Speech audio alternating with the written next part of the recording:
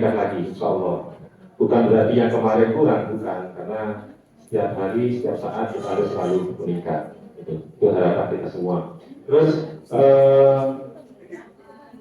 selanjutnya yaitu gunanya menyarankan bahwa kegiatan pondok ini diikuti oleh seluruh warga sekolah, terutama guru.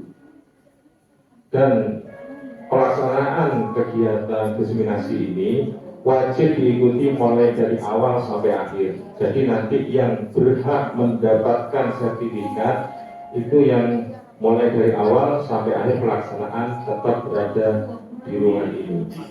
Mohon maaf, saya tidak ada di ruangan ini karena mungkin ada tamu mendampingi Bu Nani. Begitu.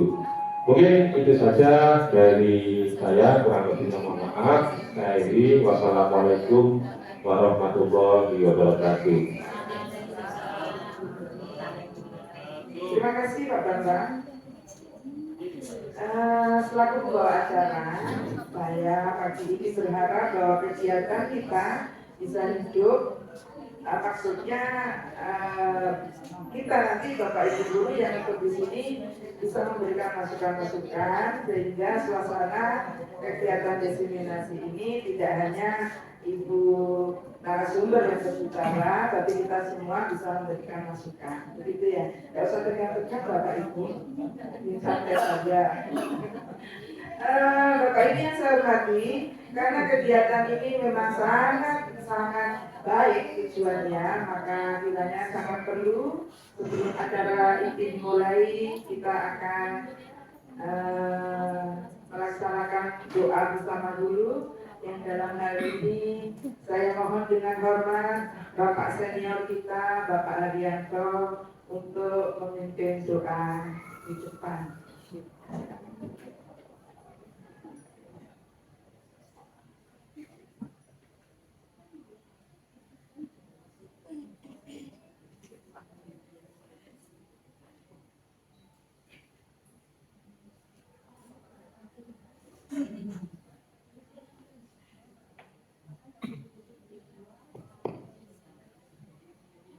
Bismillahirrahmanirrahim. Assalamualaikum warahmatullahi wabarakatuh.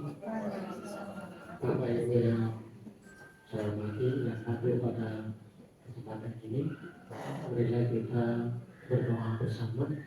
Semoga kegiatan kita ini diberkahi oleh Allah Subhanahu wa taala dan diridhoi oleh Allah Subhanahu wa taala. Alhamdulillah minasyaitonir rajim. Bismillahirrahmanirrahim. Alhamdulillah. Ya Rabbana lakal hamdu kama yanbaghi li jalalihi Allahumma la sahla illa ma ja'altahu sahlan wa anta taj'alul hazna idza shi'ta sahla. Allahumma barik lana fi ya Allah. Kama nawarta al-awqata bi syamsika bakan 'abada. Ya alim ya syahid Muhammadika ya arhamar rahimin. Allahumma la ilaha illa anta subhanaka wa ta'ala وبركة بركة وفقر قربان ورحمة الموت ومغفرة بركة الموت اللهم حبب على نبي سحرة الموت والنجاة من النار وما بعد الإسلام ربنا لا تزغ قلوبنا بعد إذ هديتنا وهب لنا من لدنك رحمة اللهم اغفر لنا ولوالدينا اللهم إنا نريد حسن وخاتمة ودخلنا الجنة ونعوذ بك من النار اللهم اجعلنا في غرام وتقبل الله يا رسول الله يا رسول الله يا رسول الله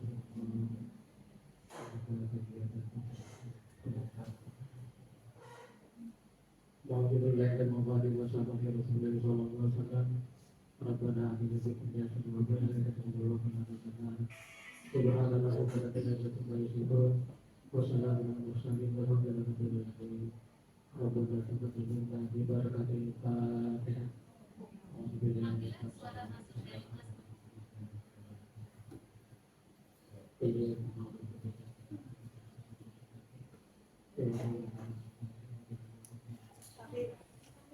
Wassalamualaikum warahmatullahi wabarakatuh. Terima kasih Pak.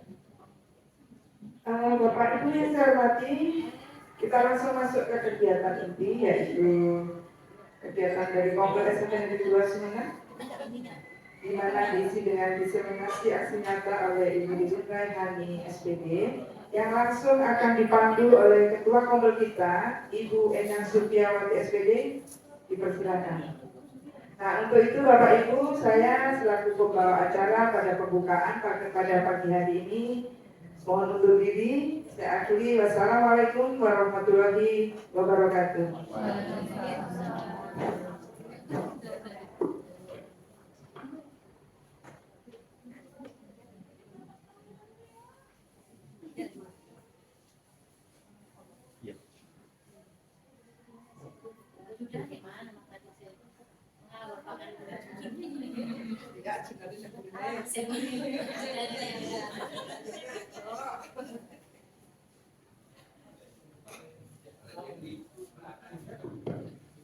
Assalamualaikum warahmatullahi wabarakatuh.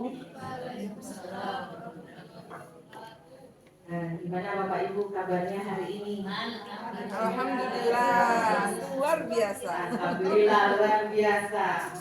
Ya Allah Akbarnya ya. Allahu Akbar. Terima kasih. Ya, syukur alhamdulillah. Ini ya kita berkumpul kembali di sini walaupun acaranya kompel. Dari kemarin-kemarin kita selalu daring nih Bapak Ibu. Nah, mohon maaf kali ini harus luring tanpa daring. Biasanya kita bisa kombinasi biasanya, blended biasanya. Jadi ada yang luring di sini dan ada yang live dengan daring. Nah, mohon maaf karena waktunya yang ini ya mepet dan berhubung masih ada pembenahan manajemen di tim Kombel sehingga kita laksanakan dengan semaksimal mungkin. Tetap Bapak Ibu ada sertifikat karena ini adalah kegiatan Kombel. Tujuannya memang sertifikat di sini untuk memenuhi RHK Bapak Ibu sekalian. Sebelum saya memandu untuk acaranya berdiri ini, saya ingin bertanya kepada Bapak Ibu, untuk RHK yang dari Kombel yang masih kurang kira-kira berapa orang Bapak Ibu? Ya Bapak Ibu masih kurang berapa?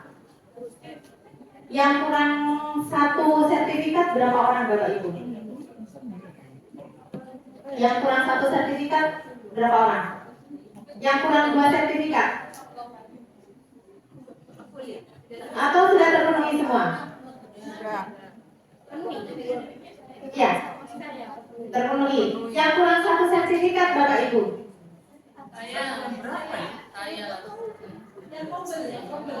Yang kurang 2 sertifikat? Kurang 2 sertifikat masih ya? Oke. Mengingat waktu, kami akan berembuk lagi dengan tim Kombel. Apakah akan mengadakan lagi karena ini waktunya sangat mepet. Jadi kalau misalnya pun nanti kita tidak bisa memenuhi, kemarin janjinya kita kan 4.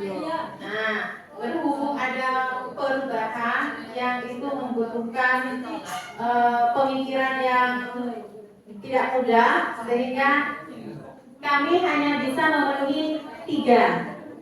Nah, yang 1 kalau bisa Bapak Ibu silakan cari di PMS dari Kombel yang lain. Karena kita setelah ini akan sibuk dengan rapor, kita juga akan disibukkan dengan PPDB.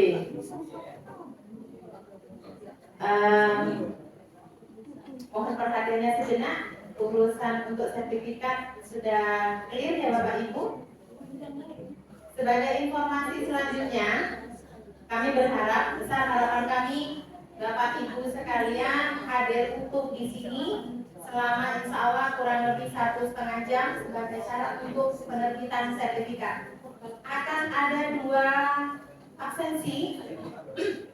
Yang pertama adalah absensi manual yang akan disebarkan oleh Pak Jun, dan nanti menjelang 15 menit sebelum berakhir akan ada absensi online sebagai bahan kami untuk menerbitkan sertifikat. Jadi kami langsung mengambil data dari Excel tersebut untuk memberikan sertifikat nanti dengan dikombinasikan hasil dari tanda tangan manual Bapak Ibu sekalian. Alhamdulillah pagi hari ini kita mendapatkan narasumber yang dalam hal ini sedang menempuh pendidikan guru penggerak, dan dalam hal ini Bu Ririn akan membagikan ilmunya apa yang sudah didapatkan selama pendidikan. Sudah berapa bulan Bu Ririn? Jalan 3 bulan. Jadi ini sudah nyampe di modul 1.4 ya Bu Ririn ya. Masih kurang 6 modul lagi.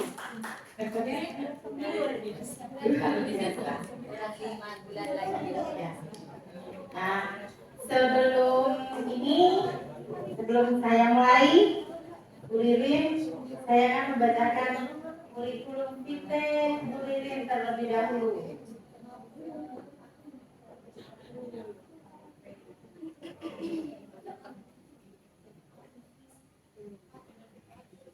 Bu Ririn dengan nama lengkap Ibu Ririn Raihani, lahir di Sumeneb 30 Juli tahun 1979.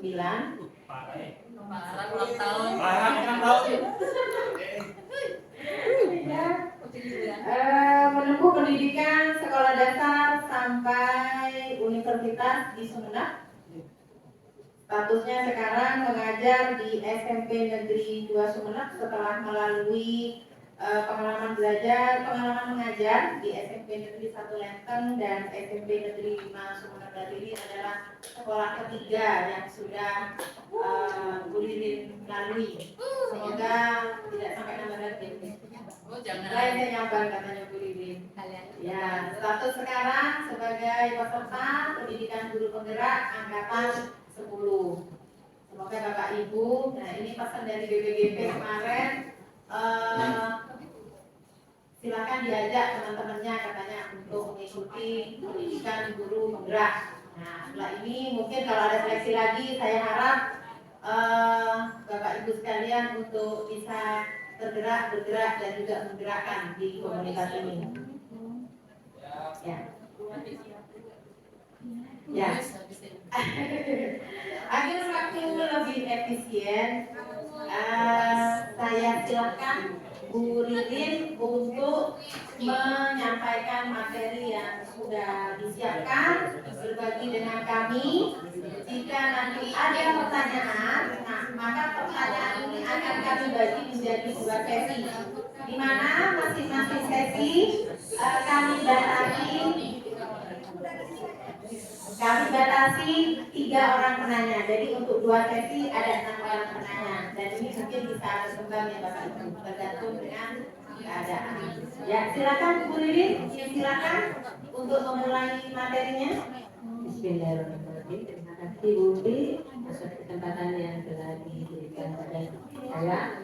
Assalamualaikum warahmatullahi wabarakatuh. Waalaikumsalam warahmatullahi wabarakatuh. Salam sehat dan bahagia buat Bapak Ibu guru yang ada di ruangan ini. Syukur alhamdulillah pada pagi hari ini kita diberi kesempatan, diberi hikmat sehat untuk bisa menghadiri atau berada di forum ini dalam rangka membicarakan bagaimana mendisiplinkan siswa, disiplin positif terhadap murid kita, bagaimana kita bisa membuat anak-anak didik kita itu bisa mempunyai sikap yang disiplin positif, di mana itu adalah merupakan harapan kita sebagai guru, mempunyai murid-murid yang memiliki karakter yang berprofil Pancasila. Sebelum dimulai mungkin untuk biar tidak terlalu tegang, kalau kayaknya tegang ya, kita buat bermain.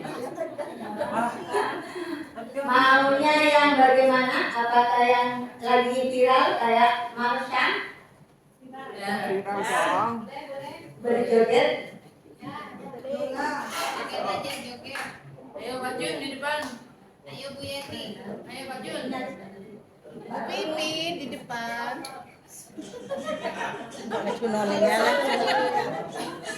Bu ini apa Bu? Pak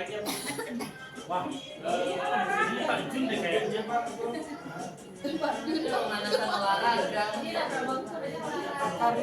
Bisa? Kira-kira? Bu Pin. Makan lemak.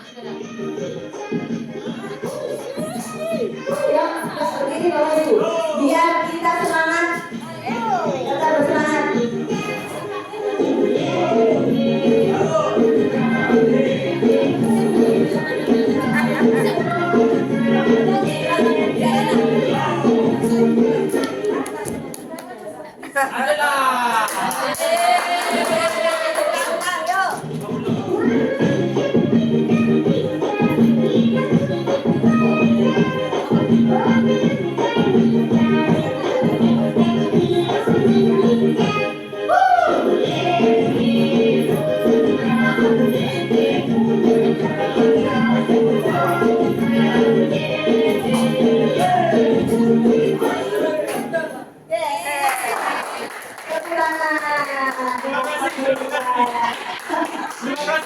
Cukup dulu sampai di sini.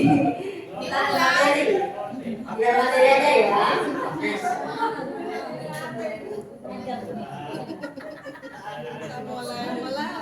Kita kembali ke materi tentang budaya positif. Di mana ini adalah harapan semua guru. Ya kan? Dalam rangka menciptakan budaya positif, penerapan disiplin positif dipraktekkan untuk menghasilkan murid-murid yang berkarakter disiplin, santun, jujur, peduli, dan bertanggung jawab. Itu harapan kita.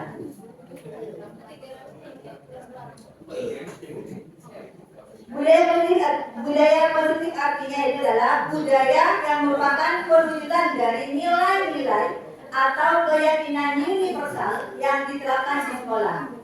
Jadi, budaya positif di sekolah tidak dapat diciptakan secara instan. Dalam penerapan budaya positif ini diperlukan tuntunan dan tauladan dari seorang guru. Jadi tidak mungkin siswa kita akan bersikap berbudaya positif kalau gurunya tidak memberikan contoh atau tauladan bagaimana untuk bersikap budaya positif.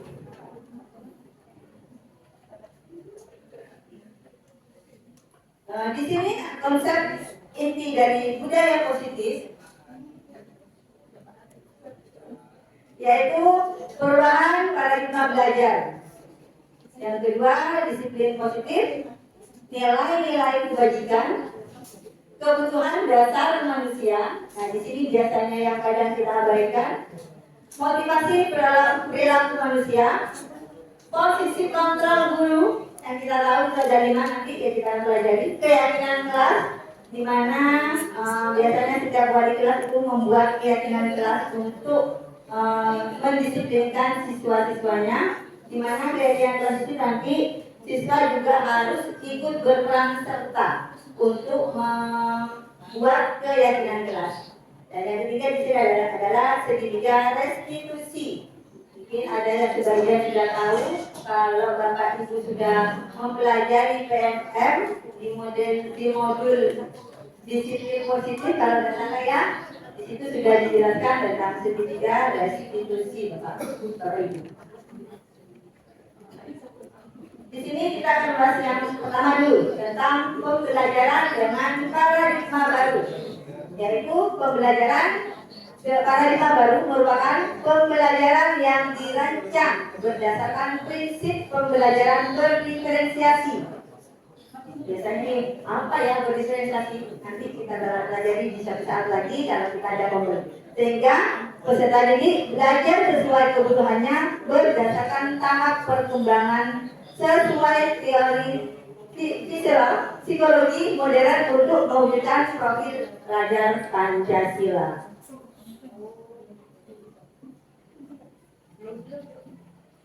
Disiplin positif berasal dari kata disiplina yang artinya adalah belajar. Disiplin mengacu pada disiplin diri yang memiliki tanggung jawab terhadap apa yang dilakukan berdasarkan nilai-nilai yang diyakini. Sehingga disiplin positif merupakan salah satu cara penerapan disiplin yang bertujuan untuk menumbuhkan kesadaran serta memberdayakan peserta didik tanpa imbalan, penghargaan, ancaman, atau hukuman. Mungkin selama ini kita ya sering menggunakan dengan cara, ayo nak, kalau kamu bisa bersikap disiplin, akan dikasih hadiah. Sebenarnya itu adalah sesuatu hal yang tidak baik ke depannya bagi siswa kita.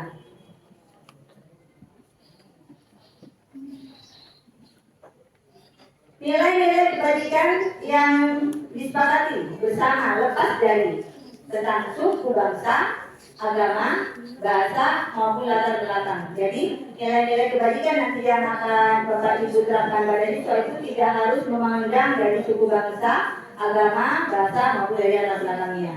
Di mana sesuai dengan profil Pancasila, yaitu kita ingin menciptakan siswa yang beriman, bertakwa kepada Tuhan Yang Maha Esa.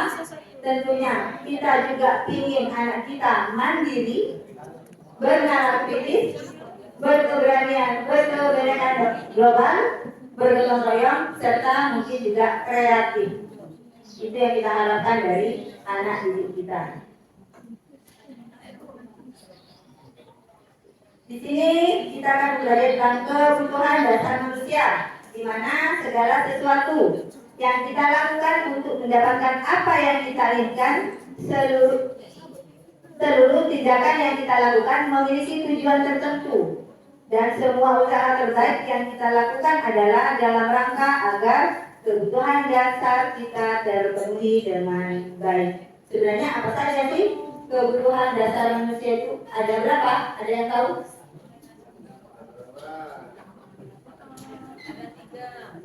Ada 5, Bapak Ibu. Yang pertama adalah bertahan hidup. Kalau bertahan hidup, tahu ya apa saja yang kita perlukan jika bertahan hidup? Otomatis adalah makan, pakaian, tempat tinggal, rasa aman, dan juga kesehatan. Yang kedua itu adalah kasih sayang dan merasa diterima. Di mana itu rasa diterima, dipedulikan, berbagi, kerjasama, menjadi bagian dalam kelompok. Dan itu juga terdapat pada diri kita. Jadi kita harus bisa memenuhi 5 kebutuhan dasar manusia tersebut. Yang ketiga adalah kebebasan. Kebebasan yang bagaimana, Kak?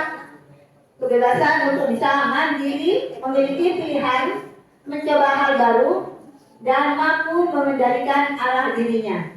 Jadi kita sebagai pendidik mungkin bisa mengarahkan anak didik kita ke hal yang positif. Sekiranya itu menyimpang atau berada di jalan negatif, kita sebagai tenaga pendidik atau guru, kita bisa mengarahkan anak didik kita untuk berada di jalan yang positif. Walaupun itu adalah merupakan kebebasan. Penguasaan di sini adalah di mana peserta didik itu ingin dihargai, keinginan untuk dianggap. Jadi mereka itu tidak dicuekin oleh gurunya, oleh temannya.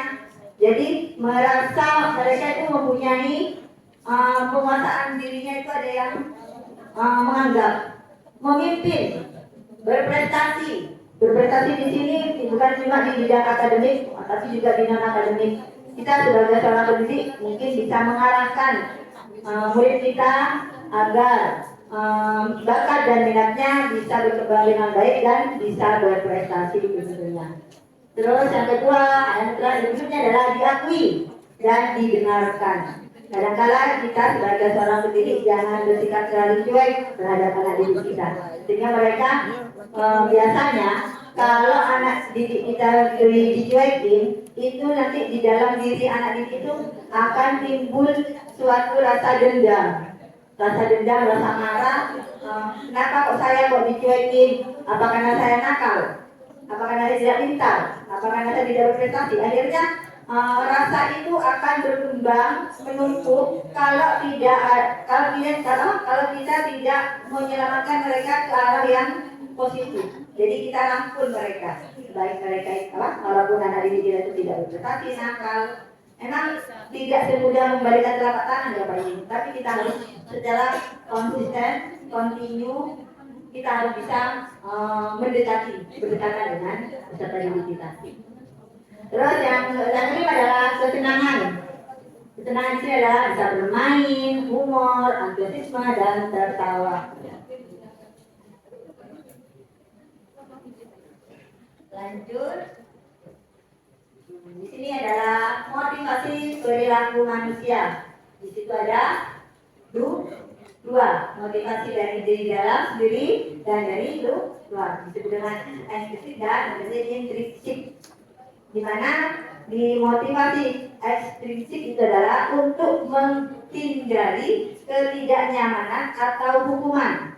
Sehingga kadang-kadang ada anak bersikap disiplin itu bukan dari kesadaran dirinya, tapi karena faktor takut dihukum, takut dipanggil BK, dikejar siswaan. Jadi mereka bersikap disiplinnya itu bukan dari diri sendiri. Terus untuk mendapatkan imbalan, kadang-kadang ada kan anak-anak, saya mau dapat bersikap disiplin, bersikap baik, bersikap santun pada orang lain, pada guru, pada teman. Biar saya mendapatkan imbalan atau nilai yang bagus. Kadang-kadang seperti itu. Terus sementara untuk yang motivasi diri sendiri untuk menjadi manusia yang mereka inginkan dan menghargai diri sendiri dengan nilai-nilai yang mereka percaya. Itu adalah tujuan kita yang terakhir. Yang kita butuhkan adalah mereka berbuat kebaikan itu dari kesadaran mereka sendiri, bukan karena takut adanya hukuman, takut karena Allah, atau mungkin pengennya mendapatkan hadiah atau imbalan. Pikir Pak J nanti kalau Pak J lari semua. Boleh. Kalau siswaan lari semua. Di sini ada 5 posisi kontrol yang biasa kita terapkan. Yang pertama adalah sebagai penghukum. Kita sering kan melakukan seperti itu, jika ada siswa atau murid kita yang melakukan kesalahan, secara tidak langsung kita itu akan menghukum mereka. Nah, tindakan penghukuman ini itu adalah bersifat dadakan dan sementara. Mungkin karena seringnya mungkin ya kita sering melakukan itu terhadap siswa. Terus yang kedua, membuat merasa bersalah. Kadang-kala siswa itu merasakan bahwa kok salah, aduh saya salah, aduh begini. Akhirnya rasa takut itu selalu ada dalam diri siswa. Kita sebagai teman, posisi kontrol kita sebagai teman, ada baiknya, ada sisi positifnya dan ada sisi negatifnya. Dimana kadang-kadang kalau kita terlalu dekat terhadap anak, kita menganggap mereka sebagai teman, cak narima turunnya kadang calonga. Kali dikasih begini, ya bukan sampai kan besti bu, sampai teman bu, nilainya bagus dong, gitu kan. Bu ibu kan besti, bukan cantik, bapak kan ganteng, kita bukan apa? Kadang-kadang bilangnya kayak gitu kan. Apa itu? Boleh dong, boleh pak, saya masuk. Akhirnya secara tidak langsung itu anak-anak kok kayaknya tidak mempunyai rasa hormat terhadap gurunya. Boleh kita bersikap sebagai teman untuk mungkin biar anak-anak itu merasa terbuka terhadap kita. Tapi teman yang tanda kutip ada kontrolnya juga dari kita, jangan kebablasan, biar anak-anak terhadap kita tetap mempunyai rasa hormat. Begitu. Terus sebagai pemantau, posisi kontrol sebagai pemantau. Tahu kan posisi pemantau bagaimana Bapak Ibu? Memantau itu kan biasa kita melihat aja. Kalau salah juga ditegur nanti tengah takut ada maaf. Membantu lalu salah, tegur. Ada itu kan. Jadi sebagai pemantau aja. Nah, yang kelima adalah sebagai manajer. Nah, posisi ini yang biasanya yang paling aman. Posisi kita sebagai guru ada di posisi control manager. Di mana di posisi control manager seperti ini biasanya kalau ada siswa yang melakukan kesalahan, kita ajak anak didik kita untuk berbicara empat mata, merenungkan kesalahan apa yang telah dia perbuat. Nah, langkah apa nanti yang mereka akan anak didik kita tempuh agar perbuatan salah tersebut tidak terulang lagi. Biasanya nanti di sini cara di manajer ini dilakukan atau diterapkan dalam di segitiga restitusi.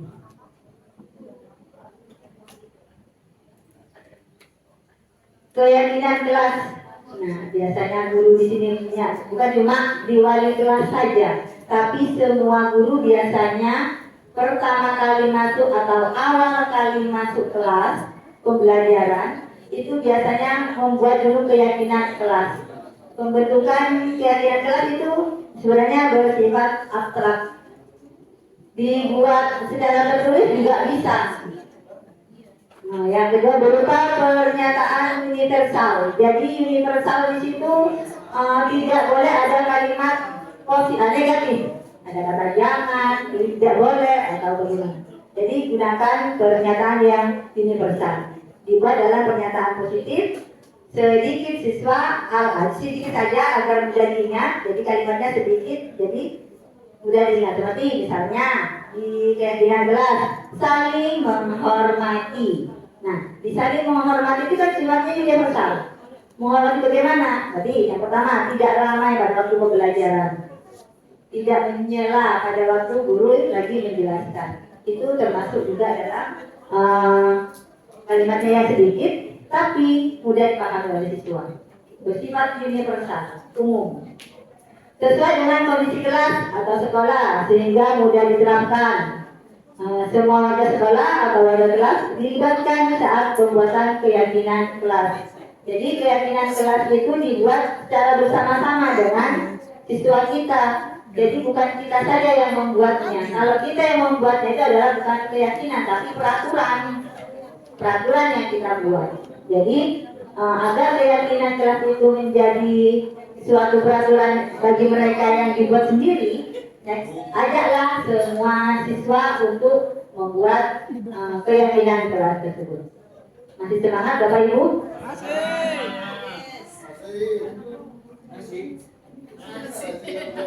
Mau senang lagi? Kritik lagi? Oke, ngantuk. Kritik lagi ayo.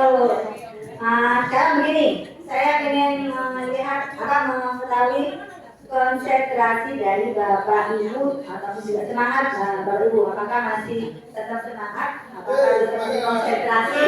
Masih pikirannya masih di sini atau masih ada keluar ke sana? Jadi begini, saya ada kalimat kapas, kipas, kapu. Kapas, kipas, kapu. Kalau saya bilang kapu,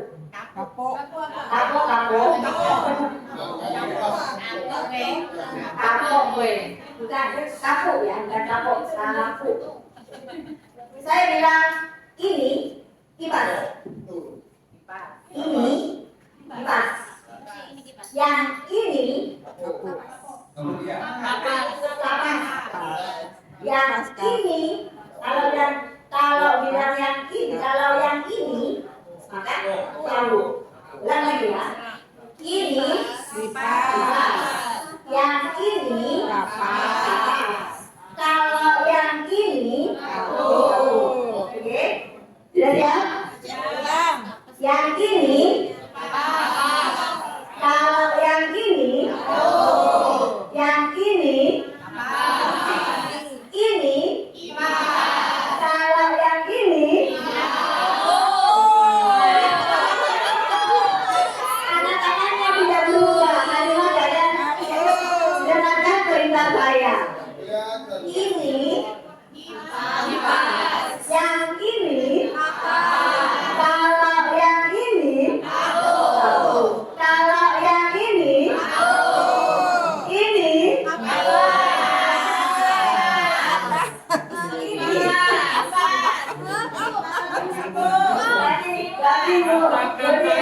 yang ini berarti apa kalau melihat namanya? Visual. Dari mendengar. Kalau melihat saya dari TV. Saya dari TV. Ini yang ini kalau yang ini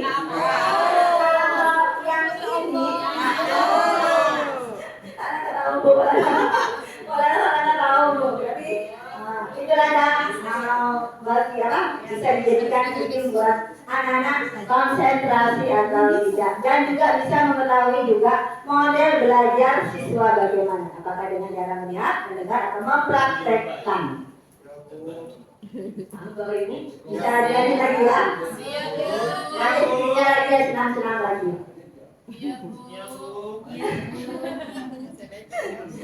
Ini segitiga restitusi. Nah, di sini adalah yang biasanya seringkali kita, wah, masa sih bisa melakukan segitiga restitusi itu bisa merubah sikap anak yang jadi negatif menjadi positif.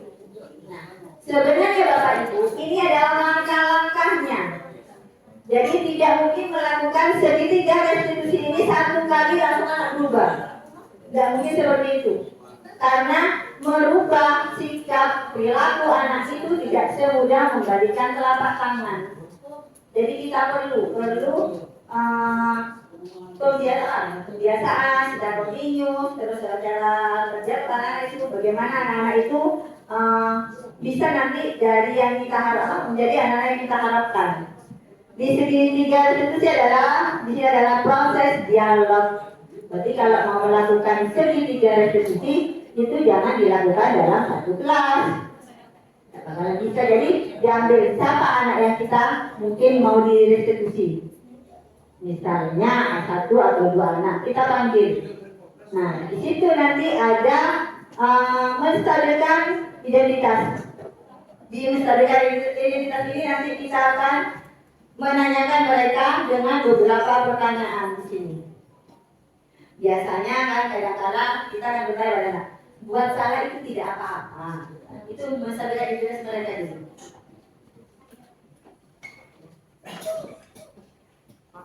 Terus kita itu membuat anak itu terbuka, maksudnya tidak ada manusia yang sempurna, nak.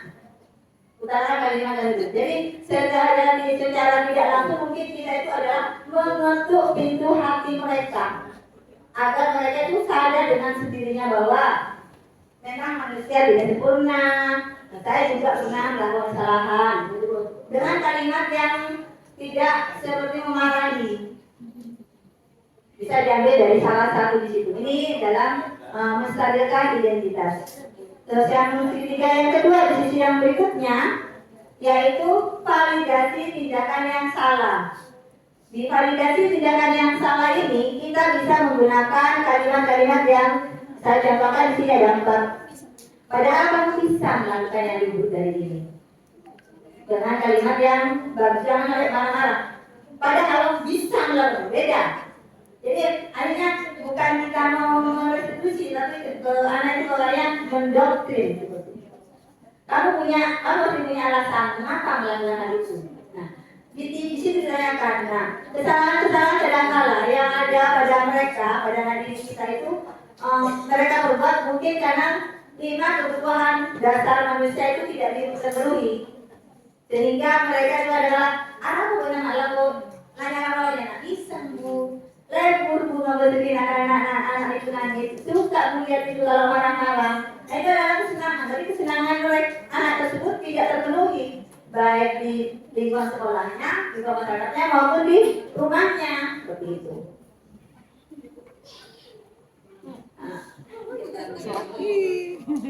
Lanjut ke restitusi yang ketiga yaitu menanyakan keyakinan. Setelah kita melakukan validasi identitas, menstabilkan, nah kita menanyakan keyakinannya.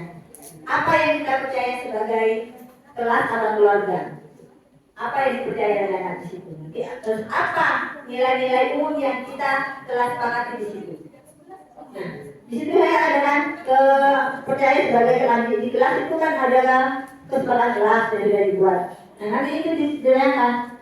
Kesepakatan kelas yang kalian dibuat di kelas itu apa? Kenapa kamu melanggar? Nah, di situ menanyakan keyakinannya pada mereka.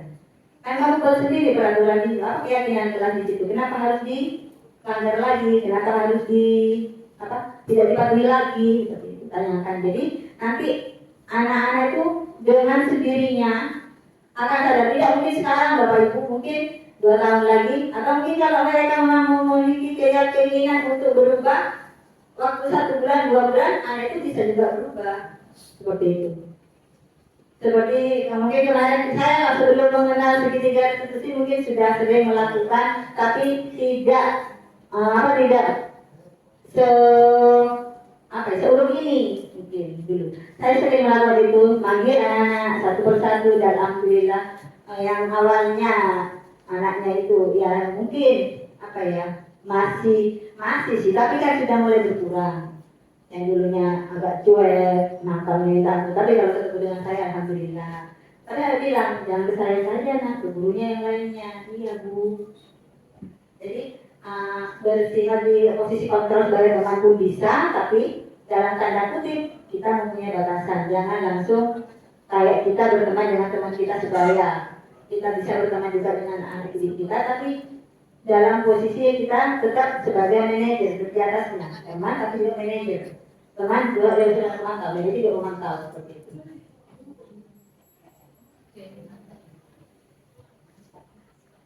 Dalam penerapan budaya positif di sekolah, seorang guru harus memiliki standar kepribadian profesional, sosial yang baik, sehingga guru mampu merefleksikan dirinya dalam posisi kontrol sebagai among atau manajer yang menentukan murid sehingga mempunyai kepribadian yang berprofil pelajar Pancasila.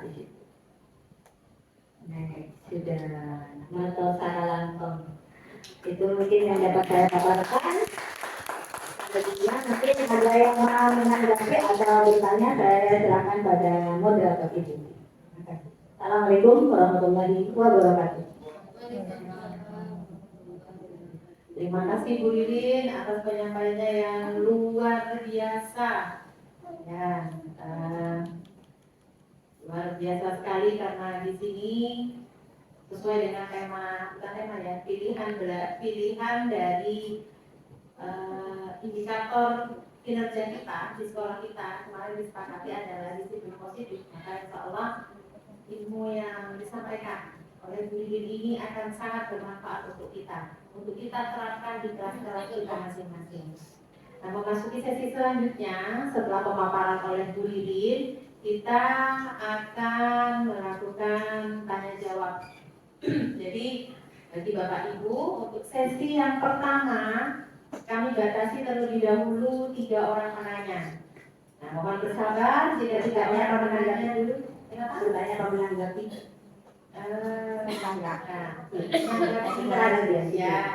Sama saja ya. Sama saja. Ya, jadi dalam bertanya di sini boleh Bapak Ibu menyampaikan praktik baiknya untuk berbagi di sini. Jadi mungkin Bapak Ibu sudah punya pengalaman yang sudah pernah dilakukan di dalam kelas, maka disilakan Bapak Ibu untuk juga menyampaikan di sini. Karena di sini kita posisinya sama-sama belajar ya Bapak Ibu. Tidak ada yang lebih pintar, tidak ada yang lebih kurang dan lain sebagainya.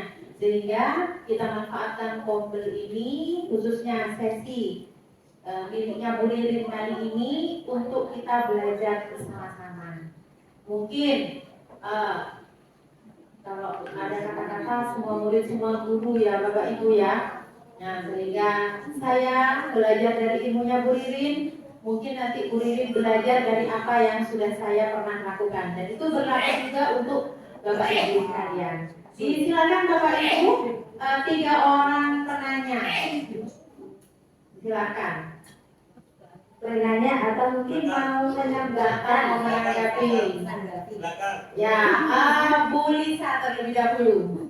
Terima kasih. Assalamualaikum Pakai mic Bu Lisa.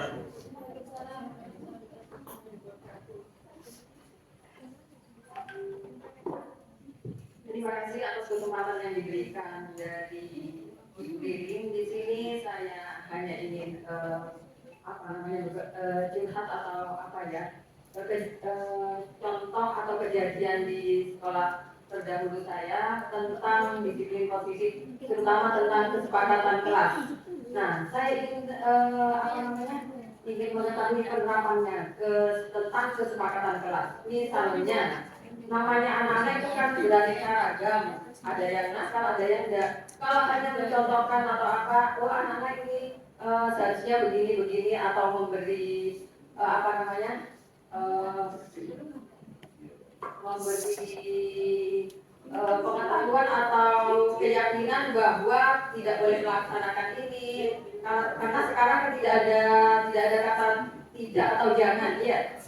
Nah, jadi dengan hal yang positif seperti itu. Nah, kalau tidak ada tidak ada peraturan kelas, bagaimana menyikapi anak-anak yang sering ngengat seperti itu? Kalau tidak ada peraturan kelas seperti itu, kalau tidak ada sanksi, saya ingin pencerahannya bagaimana aplikasinya di sekolah atau di kelas seperti itu.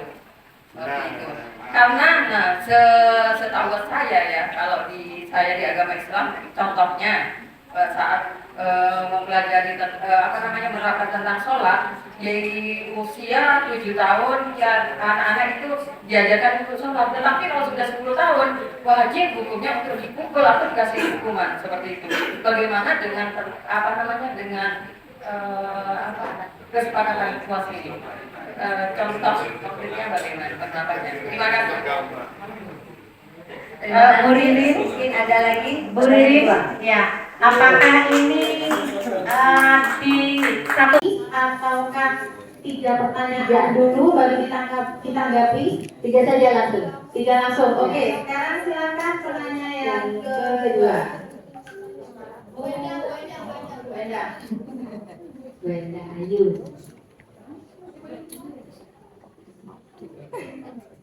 Terima kasih Bu Ririn. Pemaparan Bu Ririn tadi menambah wawasan buat saya untuk kelak akan saya praktekkan di kegiatan pembelajaran di sekolah. Nah, tadi disampaikan bahwa ada 2 motivasi, yaitu motivasi eksplisit dan implisit. Yang ingin saya tanyakan, bagaimana kita bisa menumbuhkan kedisiplinan pada peserta didik dengan berangkat dari dirinya gitu. Bagaimana anak bisa disiplin, termotivasi dari dalam dirinya, apa yang harus kita lakukan, begitu. Terima kasih Wenda Ayu. Pertanyaan yang ketiga. Pertanyaan ketiga tadi ada di belakang. Ada. Sini Pak. Ibu depan. Bubi depan. Oh, depan. Ada. Oke. Oh ya sudah. Saya bisa lengkapkan. Terima kasih kesempatannya. Saya tidak akan banyak bertanya, cuman kesepakatan kelas istilahnya Ibu, keyakinan kelas ya. Entah apa sama antara keyakinan kelas dengan kesepakatan kelas. Gimana yang saya tanyakan, siapa yang paling berhak atau wajib untuk membuat keyakinan kelas? Kan apa hanya wali kelas bersama siswa satu kelas? Apa guru mapel? Karena kalau misalnya semua guru mapel membuat keyakinan kelas, nanti kelasnya penuh dengan tabel keyakinan kelas begitu. Terima kasih. terima kasih Ibu Sin atas pertanyaannya. Saya bacakan untuk dijawab pertama kali ya Bu Ririn. Siap Ibu. Bu Lisa ingin menanyakan bahwa bagaimana penerapan kesepakatan atau keyakinan kelas di sekolah kita. Sementara kalau misalnya tidak ada aturan, bagaimana menghadapi anak-anak yang nakal, ada anak yang diam dan segala macam perilaku mereka, dan bagaimana dengan sanksinya. Sedangkan di dalam agama Islam ada sanksi ya Bu Lisa ya, begitu ya maksudnya ya Bu Lisa ya? Ada hukuman. Bagaimana dalam penerapan disiplin positif ini? Silakan Bu Lisa. Baik, terima kasih Bu Lisa atas pertanyaannya. Keyakinan kelas atau kesepakatan kelas yang pernah saya terapkan di sini untuk mendisiplinkan anak mungkin tidak sepenuhnya harus anak itu berubah atau mungkin langsung mematuhi peraturan yang ada. Kadang-kadang memang benar anak itu ada, tapi kita kan bersekolah bersama dan satu kelas. Yang jadi manajernya, jadi pemantaunya kan semua siswa di situ. Jadi biasanya anak-anak kadang-kadang begini, Bu, kalau masih tetap bersikap seperti itu lebih dari 3 kali ada sanksi ya Bu. Nah itu bisa dijadikan sebagai tolak ukur untuk anak-anak. Misalnya, ayo kamu sudah 1 kali, kalau dipanggil, ada kan semacam diskusi, dipanggil sama kita. Anak yang sering melakukan itu. Kamu kenapa kok masih melakukan kesalahan itu lagi?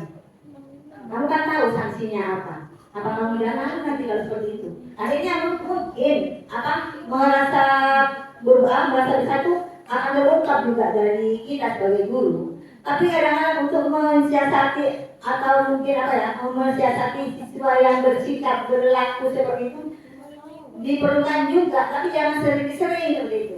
Sekarang jangan ada misterius gitu. Seperti itu. Mungkin itu yang saya terapkan selama saya menjadi wali kelas seperti itu.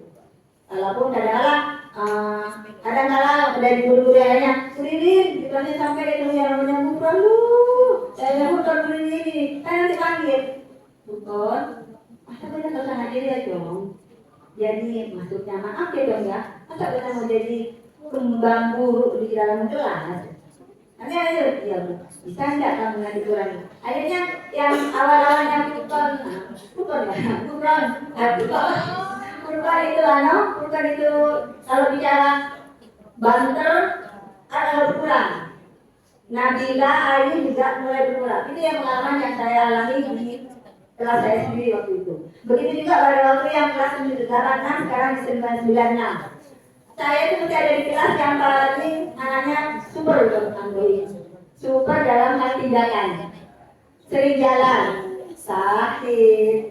Mungkin kita jadi wali kelasnya, bagaimana sakit, bagaimana itu yang namanya robek, banyak. Itu sering keluar kelas. Nah, jadi saya juga sebagai wali kelas, jadi memantau mereka. Agar mereka itu bisa tidak melakukan lagi hal seperti itu. Jadi dibutuhkan juga semacam sertifikat seperti itu. Tunggu dulu ya, mana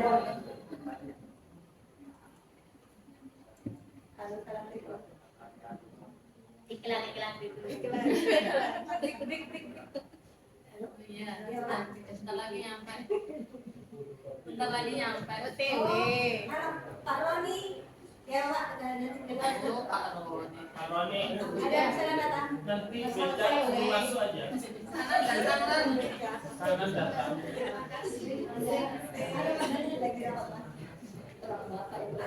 Oh, Bapak. Mungkin itu yang bisa saya katakan. Bisa ada tambahan mungkin biasanya dari guru BK ini. Apa? Atau dari silakan menanggapi. Atau mungkin dari Pak Johan sebagai siswaan yang menjadi pilar lombanya adalah kedua. Tanyanya nanti sesi kedua ya Pak Johan ya. Mohon bersabar sekali. Yang kedua, Mungkin ada yang ingin menanggapi atau mungkin ada yang pernah punya pengalaman sudah pernah dilaksanakan di kelasnya terkait dengan curhatan bulita. Apa kita saling berbagi di sini ya Bapak Ibu. Oh ya silakan Pak Pur.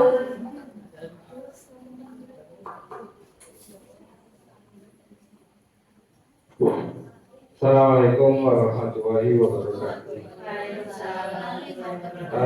Jadi memang pendidikan itu antara keyakinan, kesepakatan. Memang ketika kita baca sekilas membingungkan.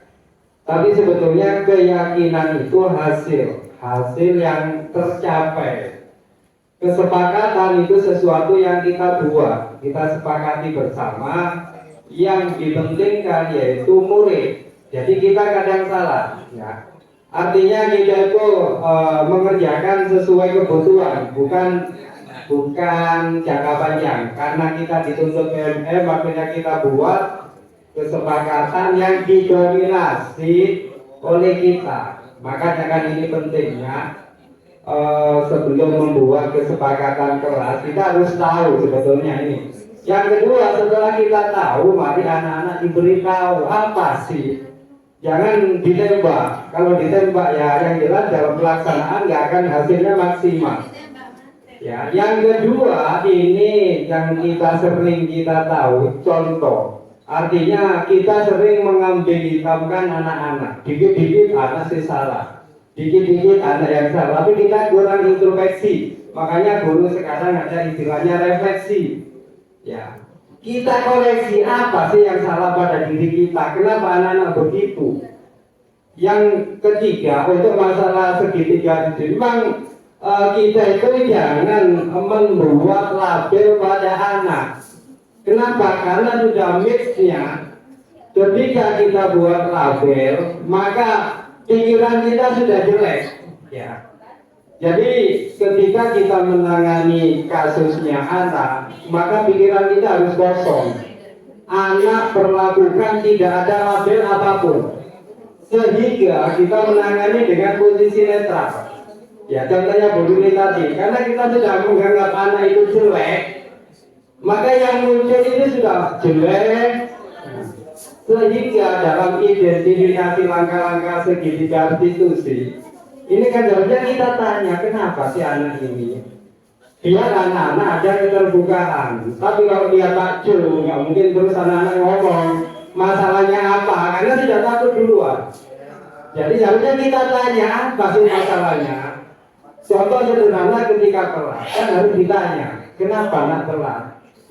Kadang kan penyebabnya bukan dia sendiri, kadang bapaknya, kadang sepedanya.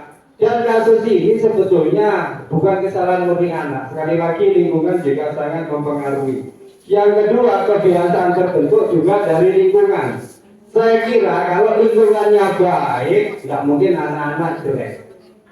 Makanya tadi saya katakan mari kita refleksi bersama-sama, ya. Dan kita kalau mau berbandingkan, kita harus sering bilang, kenapa di sekolah sana kok bisa, di sini nggak bisa?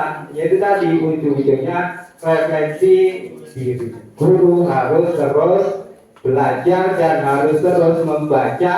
Yang terakhir pentingnya kita adanya komunitas untuk kolaborasi. Itu aja. Terima kasih. Saya kira wassalamualaikum warahmatullahi wabarakatuh.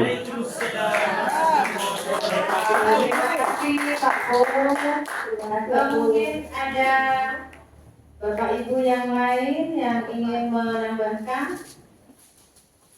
Mohon maaf kalau moderator nambah boleh nggak ya? Boleh. Lupa lah ya Bapak. Ini berbagi pengalaman ya Bapak Ibu. Untuk keyakinan kelas itu kan ada tahap-tahapnya. Nah, tahap-tahapnya di sini dimulai dari kita menyalikan terlebih dahulu peraturan yang sudah ada. Nah, dari peraturan yang sudah ada yang di SMP 2 itu sudah ditempel semuanya di dalam kelas.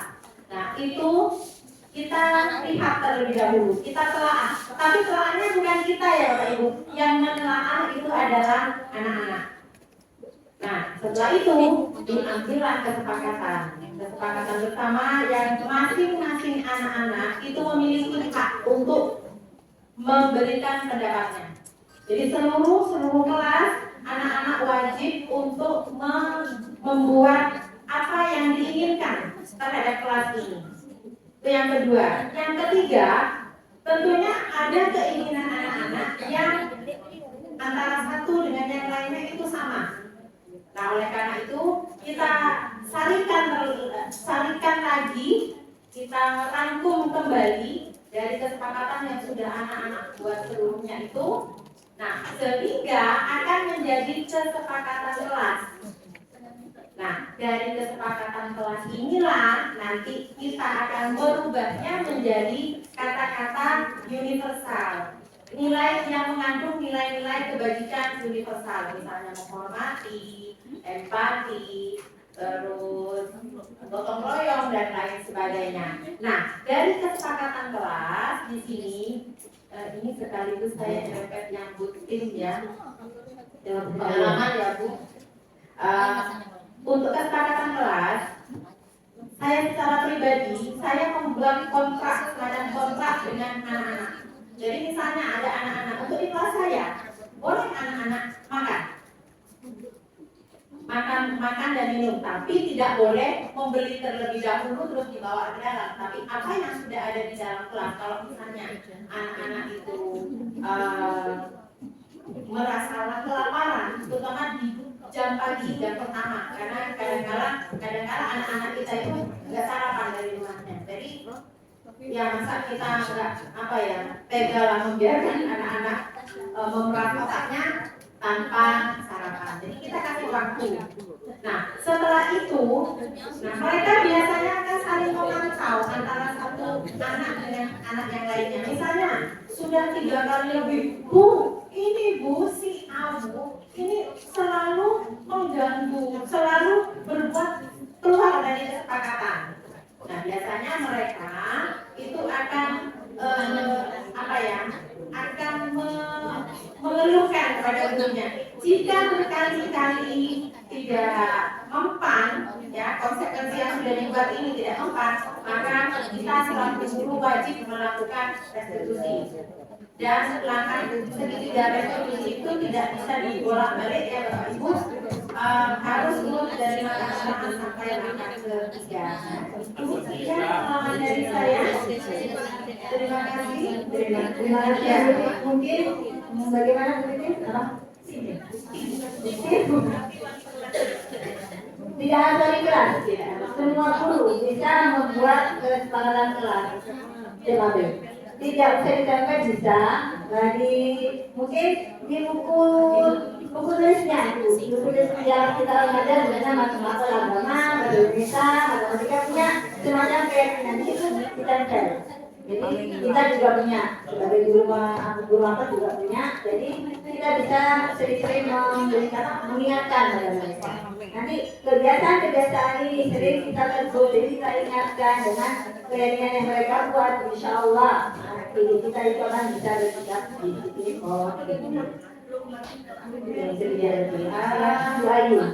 Kita simpulkan dulu ya pertanyaan dari Bu Lisa. Setelah saya dan Pak Pur tadi memberikan tambahan, yang pertama adalah penerapan kesepakatan kelas itu disarikan atau dibuat bersama antara murid dengan guru, di mana guru bertindak sebagai manajernya yang mengatur.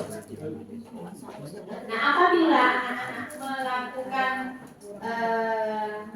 pelanggarannya atau keluar dari kesepakatan atau keyakinan yang sudah dibuat, maka anak tersebut bisa melakukan konsekuensi apabila di kelas tersebut sudah dibuat konsekuensi. Kalau belum dibuat, maka bisa langsung melakukan restitusi.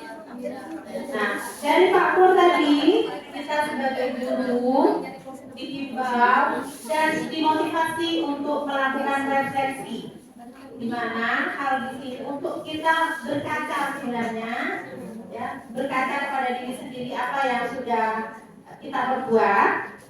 Selanjutnya kita harus menghilangkan label, melabeli anak nakal, melabeli, karena sekolah kita ini sudah sekolah ramah anak ya Bapak Ibu. Jadi pelabelan ini kita khawatirkan akan masuk ke dalam perundungan. Dan pentingnya komunitas untuk kita saling berbagi seperti ini. Bagaimana Bu Lisa bisa diterima sharing kita? Alhamdulillah, terima kasih. Sekarang pertanyaan yang kedua yang Bu Lisa saya bacakan.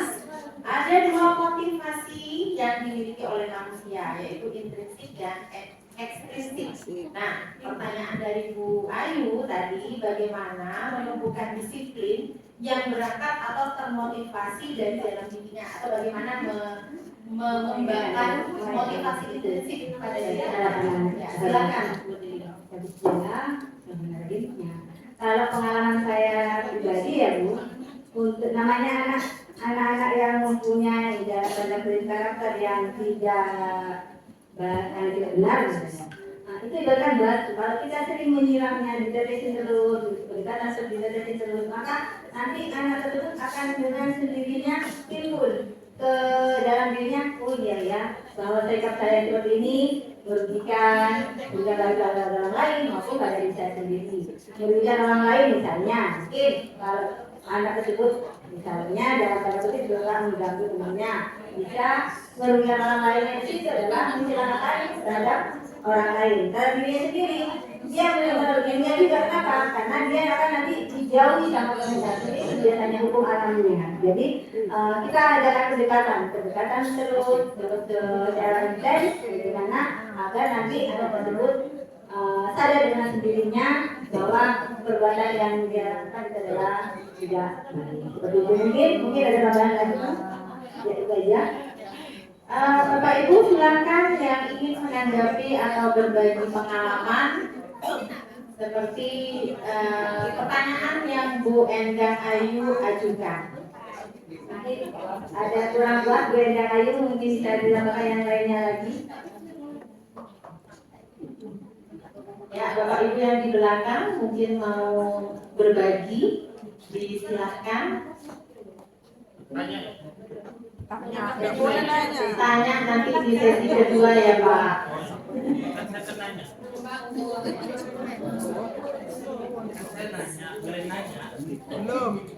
Belum boleh nanya. Terima kasih. Ya Pak ya. Sesi kedua yang sabar ya Bapak. Ya Bapak Ibu, adakah yang ingin menambahkan? Tidak ada? Kalau tidak ada, saya simpulkan dari pernyataan Bu Lirin barusan bahwa kita selaku guru harus banyak-banyak berdialog dengan murid-murid kita, anak-anak kita, amanah yang kita terima. Nah, seperti pada segitiga restitusi itu sebenarnya kita banyak melakukan dialog di situ ya Bapak Ibu, sehingga komunikasi ibaratkan tadi disampaikan oleh Bu Lirin, anak itu ibaratkan batu yang mendapatkan tetesan-tetesan air, lama-lama batu tersebut itu akan berubah. Bagaimana Bu Ayu bisa diterima? Ya, bisa dah. Saya takut moderatornya ini kebanyakan ngomong, ini ngerem sejak tadi Bu Ayu. Ya, Entar dong. tidak cukup. Tapi kebanyakan ngomong moderator bersama. Pertanyaan yang ketiga dari Bu Tim ya, Bu Lirin. Pertanyaan ketiga yaitu tentang kesepakatan kelas. Nah, dalam hal ini Bu Tim bertanya, siapa sih yang paling berhak untuk membuat keyakinan kelas? Apakah hanya wali kelas ataukah guru pengajar pun boleh membuat keyakinan kelas? Silakan Bu Lirin. Ya, untuk menjawab pertanyaan dari Bu Tim yang tadi sudah disampaikan begitu apapun. Jadi semua guru bisa membuat kesepakatan kelas, bukan cuma wali kelas. Begitu. Jadi Bu juga punya hak untuk membuat kesepakatan kelas dengan siswa-siswanya yang diambil. Seperti itu. Ada lagi Bapak Ibu yang ingin menambahkan atau menanggapi atau mungkin saya nggak setuju nih sama Bu Lirin, boleh Bapak Ibu silakan. Oke, silakan Bu Wisma. Tadi kan pertanyaannya kalau membuat, berarti kan banyak tempelan-tempelan di kelas. Menurut saya, Tidak saya yang guru apa nggak usah ditempel. Yang kita kan hanya yang dari di kelas saja. tadi sudah disampaikan dari saya. Ya. Nanti Bu Wisma nanyanya nanti. Bukan, tidak. Sudah Pak, makanya yang saya jawab sudah. Jadi bisa ditaruh di buku tulisannya. Kalau bukan bertanya Pak Ron. Oh gitu ya. Menambahkan. Nggak ada saya kan nggak rame. Ya, terima kasih sudah menyampaikan suasana siang pagi menjelang siang ini. Oke. Bapak Ibu mungkin ada yang ingin menambahkan lagi menanggapi? Oke silakan. Pak Johan mau bertanya atau menambah Pak Johan? Oh menanggapi boleh silakan. Sudah, orang dulu. Dia merasa tidak enak. Oke, terima kasih Bu Lirin ya.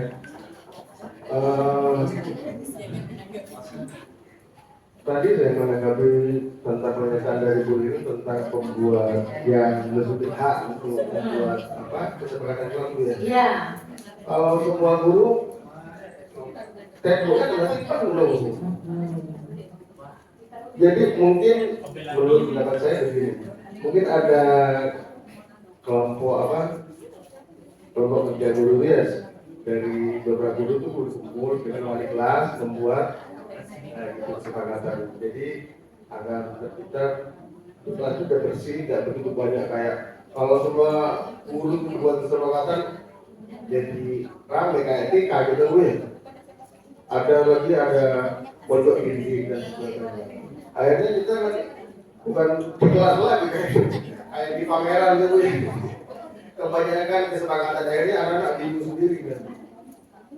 Jadi mungkin ada salah satu wali kelas dengan guru dengan pertemuan untuk kesepakatan itu diambil di kelas dibicarakan di situ. Jadi semua guru tahu itu guru mapel. Begitu menurut saya. Terima kasih guru. Terima kasih Pak Johan. Langsung tanya Bu ya yang ketiga. Tunggu belum, sesi ketiga belum dibuka. Saya sekolah dulu. Ini berkaitan dengan yang itu. Itu ya Pak Jo, sabar Pak Jo. Baik, Banyak yang penasaran dengan materinya Bu Irin ya, sehingga Pak Jo belum bersabar. Oke, kalau dirasa cukup untuk pertanyaan dari Bu Tim, saya simpulkan di sini terlebih dahulu bahwa dalam hal ini pembuatan kesepakatan kelas bisa dilakukan oleh guru mapel masing-masing. Tapi yang diutamakan, yang menjadi keyakinan, karena kita harus bisa membedakan antara keyakinan dengan kesepakatan kelas. Jadi kalau kesepakatan kelas itu bahasanya itu masih komplit, sedangkan untuk bahasa dari keyakinan itu sudah bahasa yang abstrak. Nah, cukup yang ditempel itu adalah yang keyakinan kelas yang sudah dibuat oleh anak-anak dengan wali kelasnya. Sedangkan untuk yang guru mata pelajaran itu kondisional, ya, dibuat dan biasanya ditulis di buku catatan masing-masing. Karena ini sharing sedikit ya Bapak Ibu, mohon maaf, moderatornya sharing lagi. Ya, ini akan kita pakai ketika kita melakukan kemarin kita belajar bagaimana mengintegrasikan disiplin positif ke dalam pembelajaran kita. Jadi bagaimana kita bisa mengembalikan kesepakatan kelas kalau kita guru mapel itu belum membuat kesepakatan dengan anak-anak. Jadi alangkah baiknya, ya, toh juga biasanya isi dari kesepakatan kelas yang dibuat oleh guru mapel itu tidak akan jauh-jauh dari yang menghargai, tidak berbicara ketika guru menjelaskan kebersihan kelas dan lain sebagainya. Saya rasa tidak akan jauh-jauh dari itu. Nah, oleh karena itu, tadi masukan yang bagus ya dari Pak Johan bahwa ada kelompok kerja guru. Nah, ini kelompok kerja guru ini adalah target kita di target tombel untuk tahun ajaran yang akan kita laksanakan tahun ini.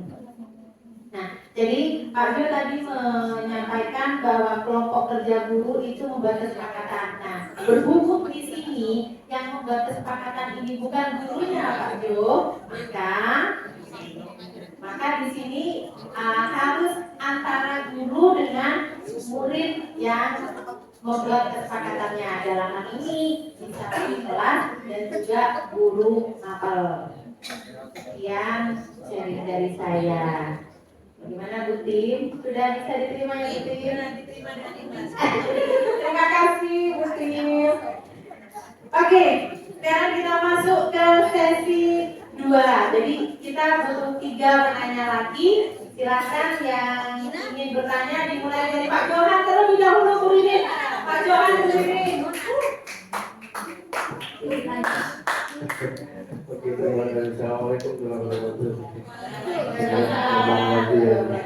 Ini tadi saya berkaitan dengan tanggapannya Pak Pur tadi tentang pelabelan. Ini pemberian label kepada siswa ya, kita mengenai siswa. Ini malah yang saya alami ini malah terbalik kayaknya. Yang dilabeli malah saya. Terus saya gimana? Jadi kayaknya ada membuat label ke saya. Kalau ada saya kayak ada hantu ini. Jangan saya ngomong begini, saya lewat aja kan udah lari. Tapi ini juga jadi positif ke saya, di mana kondisi kelas saya masih enak, aman dan kondusif. Dan alhamdulillah mungkin anak yang tidak tahu kalau saya di kelas itu kalau sudah di kelas saya jadi enak sebenarnya. Saya kan sering guyon sebenarnya. Tapi kalau di luar berhubungan dengan aturan sekolah, ya ini yang jadi kendala bagi saya. Ada apa sekolah apa itu? Nah ini yang jadi beban ke saya. Sekolah ramah anak.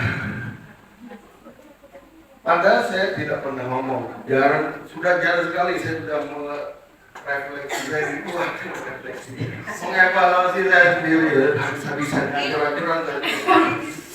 Label itu lah, bagaimana cara menghilangkan label saya seperti Pak Kota tadi bilang. Bisa mungkin saya minta tolong ke siapa punya? Kepada semua orang. Karena ini memang sudah turunan. Jadi saya dulu waktu sama almarhum, waktu di kesiswaan sama Pak Hendri Pak dan sebagainya. Ya sudah begitu deh labelnya. Sekarang yang ada yang tinggal saya, Pak Imam dan Pak Halil ini. Pak Halil itu sekarang udah ini agak lari juga, lari-lari ini. Tapi tetap alhamdulillah tetap bisa kita tarik dikit-dikit. Cuma Pak Halil udah lari ini. Pertanyaannya apa Pak Jo? Nah, bagaimana cara menghilangkan labelnya ini? Oh, cara menghilangkan label.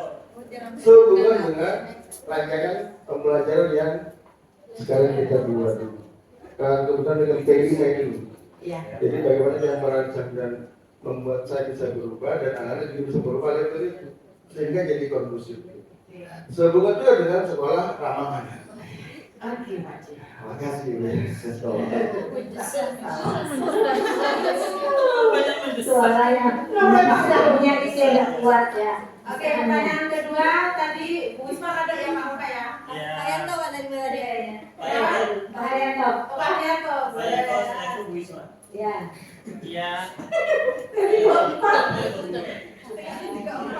Terima kasih. Langsung pada pertanyaan. Sementara yang sebelumnya yang dibicarakan mulai tadi itu kesepakatan kelas. Kalau boleh saya mengusulkan dengan untuk mengantisipasi anak itu di jam pelajaran keluar kelas. Kalau kita ada gurunya itu lebih cenderung anak keluar kelas.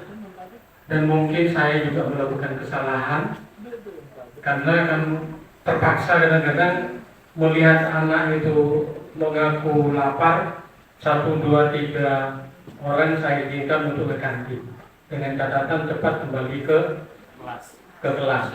Tetapi setelah saya pikir ini ternyata kesalahan besar karena akan mengkondisikan siswa itu tidak akan teratur. Apapun alasannya akan menimbulkan praduga memberikan peluang kepada siswa. Jadi saya dari alternatif ini, dari apa yang saya rasakan itu salah, mungkin bisa ada pencerahan dari teman-teman untuk mengadakan kesepakatan guru. Sehingga tidak ada izin, misalnya tidak ada izin anak keluar untuk membeli makanan ke kantin. Tidak ada peluang anak itu alasan lapar kemudian makan di dalam kelas. Kecuali seperti apa yang disampaikan oleh Bu Upi tadi, boleh makan untuk kesepakatan kelas dari guru mapel karena makanan yang dibawa itu adalah makanan yang dari rumah. Bukan beli anak-anak itu keluar maksudnya dari kelas. Jadi ini cukup sederhana, cukup pendek.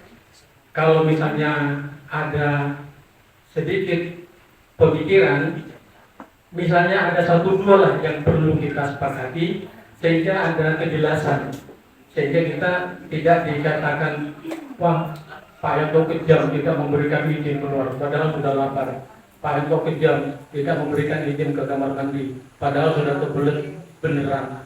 Nah ini perlu kejelasan. Terima kasih. Terima kasih Pak.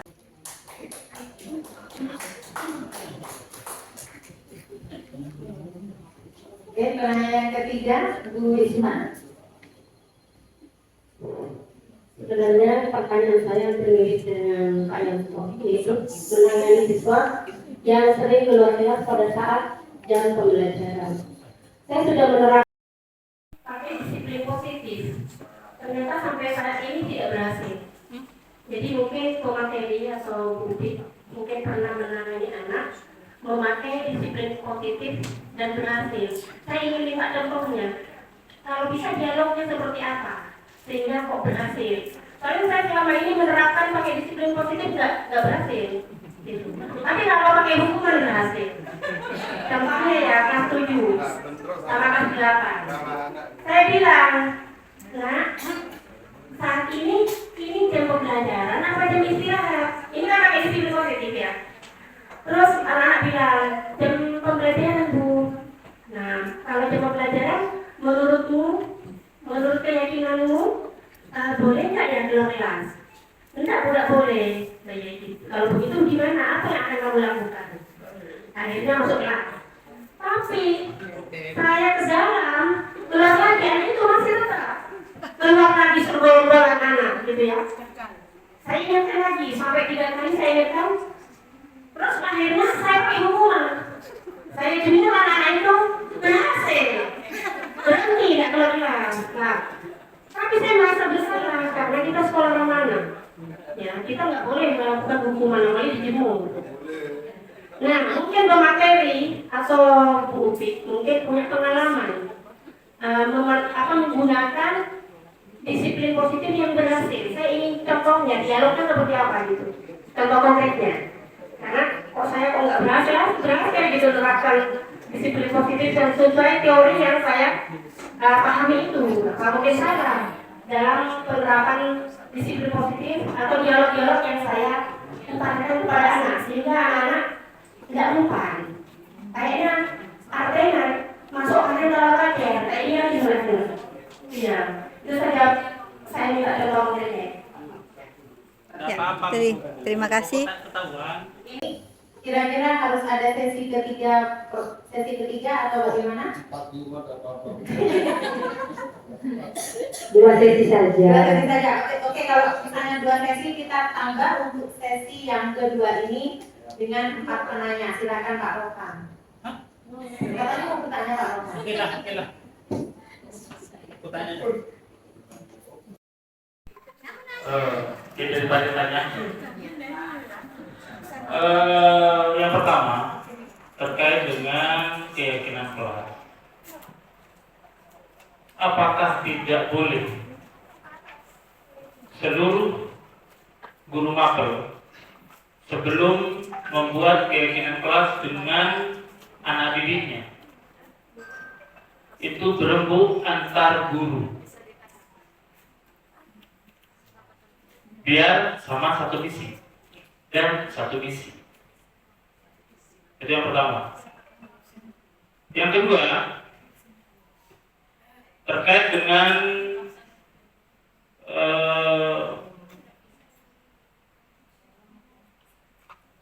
keyakinan kelas juga bahwa adanya perilaku anak yang notabene menyimpang, melanggar tata tertib dan sebagainya. Itu kalau kita sesuaikan dengan sekolah ramah anak, kayaknya kok dilema. Karena apa yang guru lakukan kepada siswa itu seakan-akan berbenturan dengan konsep sekolah ramah anak atau adiwiyata dan lain sebagainya. Mungkin yang dalam hal ini yang ingin saya tanyakan itu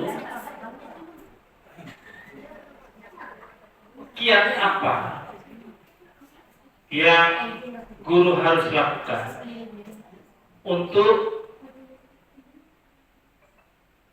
meyakinkan anak didiknya dalam berperilaku. Ini saya buat umum, karena kalau saya buat spesifik, takutnya nanti malah kemana-mana. Terima kasih.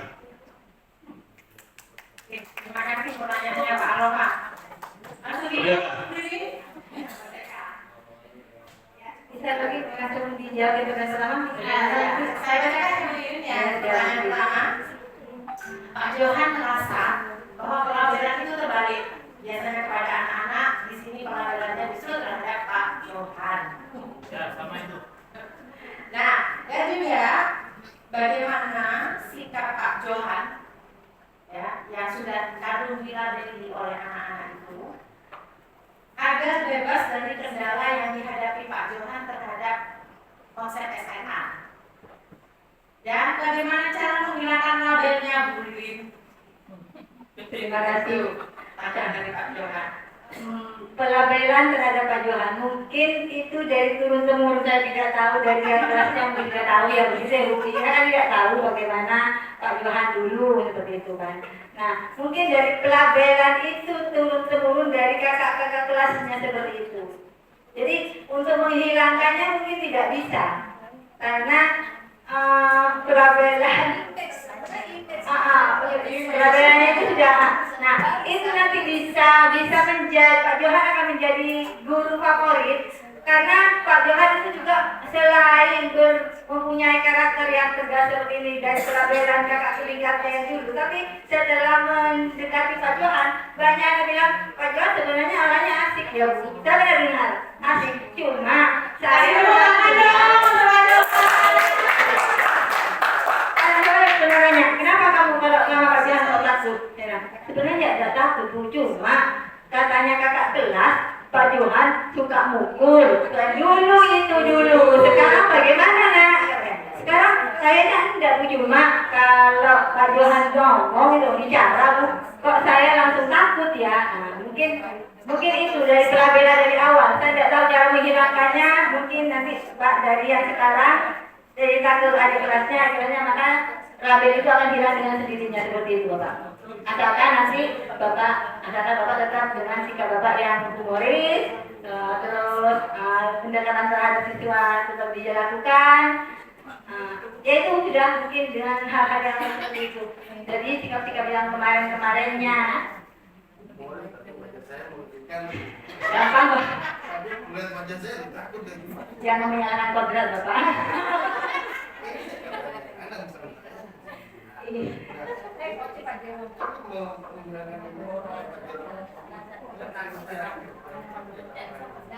Tidak bisa Pak, karena wajah Bapak itu bukan menakutkan sebenarnya.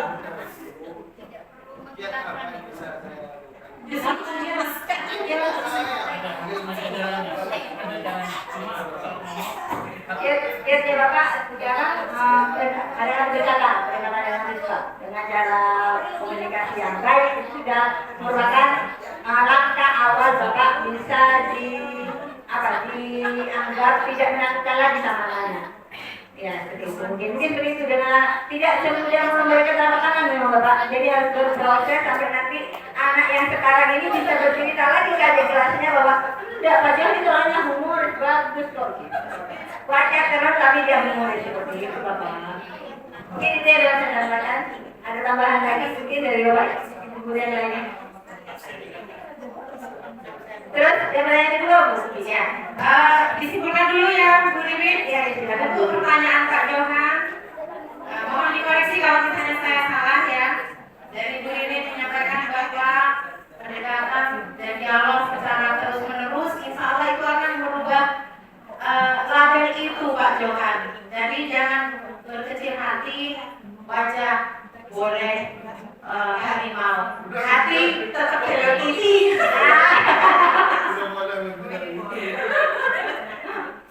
Jadi pendekatan secara terus menerus ya, dalam hal ini mungkin kita lebih spesifik ke restitusi ya, itu insya Allah akan membawa image kita, karena di dalam konstitusi kita lebih banyak mendengarkan daripada kita didengarkan. Ya betul. Oke, kita lanjutkan ke pertanyaan yang kedua dari Pak Haryanto. Iya. Ya. Ini kalau misalnya saya ambil kesimpulan ya Pak Haryanto, untuk mengantisipasi jam kosong yang pertama. Terus yang kedua, dari banyaknya, ini kayaknya sama dengan pertanyaannya Pak Arofa nanti. Jadi dari banyaknya kesepakatan yang sudah dibuat oleh guru mapel dengan murid, maka apakah tidak diperlukan usul yang dari Pak Haryanto itu adalah sebelum kesepakatan ke murid, guru terlebih dahulu membuat kesepakatan antar guru. Begitu ya Pak Haryanto, maksudnya Pak Haryanto? Oh ya, kurang lebihnya begitu. Jadi ya Bu Ririn, jadi sebelum kesepakatan antara guru dengan murid, guru membangun kesepakatan terlebih dahulu antar sesama guru. Itu Bu Ririn, silakan Bu Ririn. Terima kasih. Aku dulu untuk pertanyaannya Pak Haryanto. Penyemangat buat kita introspeksi diri terhadap kita juga sebagai guru, bahwa kita tidak hanya meminta pada anak membuat kesepakatan kelas, tapi juga kita harus punya kesepakatan guru juga. Di mana kesepakatan guru ini kalau misalnya Bapak, Ibu guru yang lainnya berkenan, maka ada kolaborasi di sini. Kita buat kesepakatan bagaimana sebelum pembelajaran dimulai, mungkin di awal tahun mungkin kita bisa buat kesepakatan. Kalau misalnya perlu dibuat kesepakatan antar guru, kita buat kesepakatan tersebut demi pendidikan anak didik kita, menciptakan anak didik kita bisa bersikap disiplin positif seperti itu. Saya setuju Bapak, katakan seperti itu. Setelah itu nanti baru kita adakan kesepakatan kelas terkait dengan yang sudah dibuat bersama guru. Jadi kemungkinan, nah kesepakatan itu nanti kan yang dibuat dalam bahasa universal, universal dengan kalimat yang positif. Jadi tidak mungkin nanti Bu, Bapak Ibu, apa itu kesepakatan yang kita buat itu adalah banyak, jangan tidak boleh, jangan tidak boleh. Nah, sementara yang kita inginkan di sini adalah kalimatnya adalah yang sederhana, pendek, mudah diingat. Nah, tidak menggunakan kalimat positif. Jadi nanti negatif, tidak menggunakan kalimat negatif. Jadi menggunakan kalimat yang positif. Jadi nanti kemungkinannya kesepakatan yang akan kita buat di situ bukan menggunakan lagi ada tidak boleh keluar ke dalam pada waktu pembelajaran. Jadi kata tidak boleh ubah ke dalam kalimat universal, sehingga mungkin apa kira-kira yang bisa disepakati di situ. Yang sifatnya dengan kalimat yang positif, sifatnya universal dan mudah diingat oleh anak-anak. Kata jangan diletakkan lagi. Misalnya tidak boleh mencela pada waktu guru menerangkan. Itu kan ada kata tidak boleh. Nah itu nanti diganti dengan kata apa? Saling menghormati atau saling menghargai di situ. Tidak mengganggu temannya, tidak mengganggu temannya. Tapi kalau tidak mengganggu temannya apa? Berarti saling menghormati. Misalnya lagi, jangan membuang sampah sembarangan. Berarti jagalah kebersihan. Jangan meletakkan sapu, sekrop, menguci sembarangan. Maka tetap dengan kalimat yang universalnya. Berarti apa kira-kira? Letakkan kembali pada tempatnya. Jadi kalimat negatifnya tidak akan ada di situ, akan menjadi kalimat positif dan juga yang mudah diingat oleh siswa seperti itu. Kalimatnya pendek. Mungkin untuk yang meletakkan itu cukup diwakili dengan bertanggung jawab. Bisa bertanggung jawab. Misalnya, Bu tidak pikir, kalimatnya jadi kalimat bertanggung jawab situ. Jadi tidak harus mempunyai dalam membuat kesepakatan kelas itu dibuat dalam kalimat yang banyak, ada 20 mungkin sampai 100 kalimat mungkin ya. Tapi anak-anak nanti pilihnya yang mana? Tapi kalau sudah menggunakan kalimat universal di situ, dihormati, menghargai, tanggung jawab, kebersihan itu sudah termessage di mereka tuh, oh berarti saya kalau berbuat rame berarti saya tidak menghargai orang lain seperti itu. Jadi itu bisa dijadikan jawaban yang Pak Haryanto dengan Pak Alkom gitu ya. Satu pertanyaan dengan satu kali menjawab. Ada lagi Pak? Ya Pak.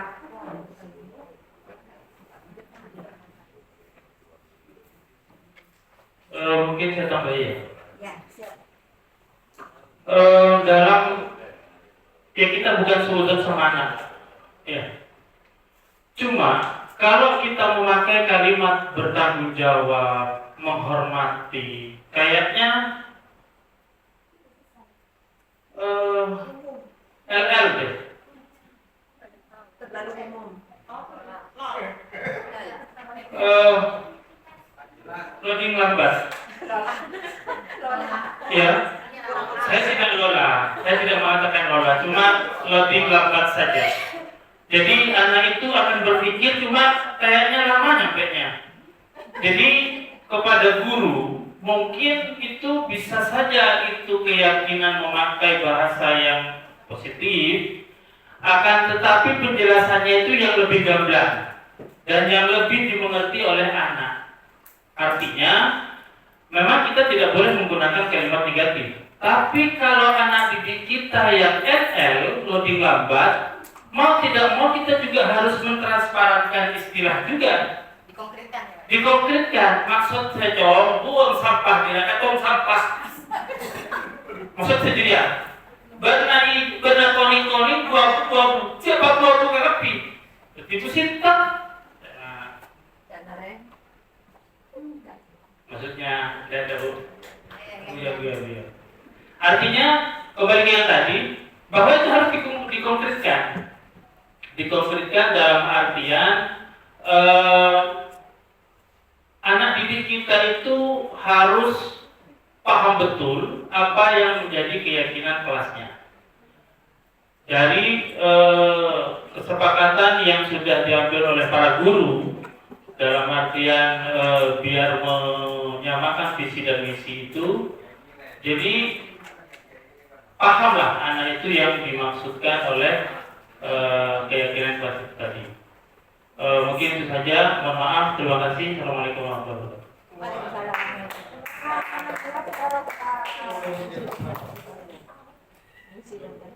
Disimpulkan dulu ini. Ya, jadi untuk yang pertanyaan dari Pak Hal, ada usaha. Oh ya, Bapak Ibu silakan dilihat di grup besar kita. Absen sudah di-share dan mohon pilih isi. Terlalu cepat batasnya. 15 menit sampai jam 11. Oke, ditambah 15 menit lagi. Sudah 30 menit. Oke. Kesimpulannya dari pertanyaannya Pak Har, maka Bu Ririn tadi memberikan solusi, yaitu kita berkolaborasi Bapak Ibu di awal tahun ajaran untuk menetapkan, membuat kesepakatan antar guru terlebih dahulu apa yang harus disepakati. Selanjutnya Bu Ririn tadi juga menyampaikan bahwa kata-kata universal memang bersifat abstrak Bapak Ibu, bersifat abstrak, sehingga memang perlu kita gurunya itu tidak lelah untuk selalu mengingatkan. Dan juga yang perlu diingat Bapak Ibu, ini tambahan dari saya, kesepakatan dan keyakinan kelas di sini tidak bersifat mutlak. Jadi harus sering-sering direview, harus sering-sering dilakukan pendalaman, sering-sering dilakukan diulang-ulang. Oh, maksudnya bertanggung jawab adalah seperti ini. Oh, maksudnya menghormati ini seperti ini. Dan keyakinan kelas itu semuanya berasal dari kesepakatan yang sudah dibuat oleh anak-anak sendiri. Seolah anak-anak akan mengingat jika prosesnya itu sudah dilakukan dengan benar. Begitu, Pak Har, bagaimana bisa diterima Pak Har? Untuk sementara ya Pak Har ya? Ya, untuk selanjutnya. Oh,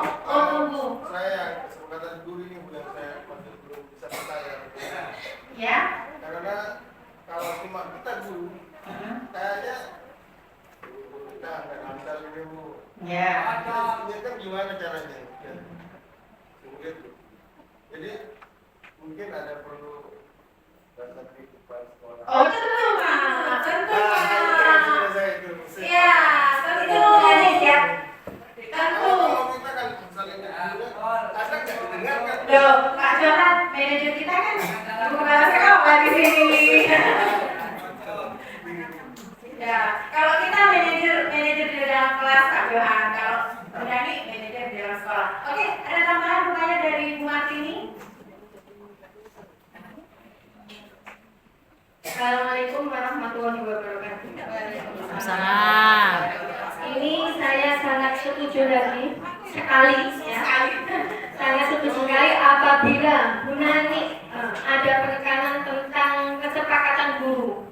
Karena otomatis kami pihak kesiswaan, ya terutama Pak Jo atau saya dari jauh itu anak-anak sudah pada lari. Padahal saya cuma jalan ke mana gitu, pada lari. Jadi kesepakatan bagaimana kalau ada jam kosong, bagaimana? Memang tugas kami memang untuk menertibkan anak-anak. Tetapi apabila jam kosong itu banyak, ya nggak tahu sih gurunya izin atau tidaknya, nggak paham juga. Masalahnya saya ada di kesiswaan itu hampir tiap hari setelah jam istirahat itu kok jalan ke sana paling 1, 2, 3 yang ada gurunya. Kesepakatan kelas untuk anak-anak itu berfungsi apabila ada guru di dalam kelas. Kalau tidak ada gurunya, tidak akan ada kesepakatan kelas. Anak-anak itu tidak bisa dipercaya terus terang. Dan juga kami pihak kesiswaan kewalahan karena memang menjaga kami sebagai satpam di kantin itu. Otomatis kantinnya di Pak Saleh itu sama jejeng itu insya Allah sudah tertib. Jadi kalau mau beli-beli silahkan, sudah beli-beli keluar, masuk kelas. Karena hubungannya dengan kantin. Dipromoi kantin. Yang mau beli silakan beli kalau sudah balik kelas. Insya Allah untuk yang daerah sana kesiswaan itu tertib. Tapi apabila kalau kelas kosong semua, apa itu tugas kami sebagai kesiswaan? Ya kami mohon Bu Nani untuk ada penekanan bagi Bapak Ibu yang izin atau tugas piket itu bagaimana caranya anak itu ditunggu, karena saya dulu tugas piket itu di dalam kelas dari awal sampai akhir pelajaran kan kosong jamnya ya kosong banyak makanya ini ya hanya curhat saja, saya curhat. Guru piket juga curhat karena banyak kelas-kelas yang kosong. Ya mohon maaf Bapak Ibu, mungkin ada yang agak tersungging dengan saya. Nah, Ya, terus terang. dada Bu, tenang Bu. Iya, tapi sekolah kita terus terang saya Bu. Kalau setelah istirahat itu saya tuh kayak menangis Bu dalam hati Bu. Kenapa di teman-teman ini? Ya, kalau apa kelas kok banyak yang kosong, terutama kelas paling dor ini Bu. Setiap hari Bu.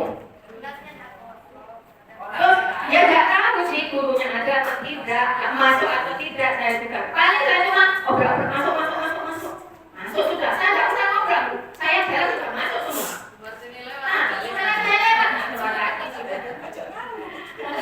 Enggak, saya nggak ngampuk Bu, saya hanya curhat karena ini kesempatan ada Bapak Ibu guru semua, terus juga kita membahas masalah disiplin positif. Karena disiplin positif untuk anak, maka disiplin positif itu harus kita terapkan pada diri kita terlebih dahulu agar kita menjadi seperti ini.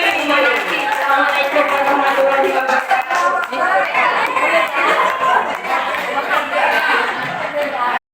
Ibu Wisma, yaitu bagaimana cara menangani siswa yang keluar kelas dan itu berulang. Contoh dialog seperti apa yang bisa diterima oleh anak, itu begini.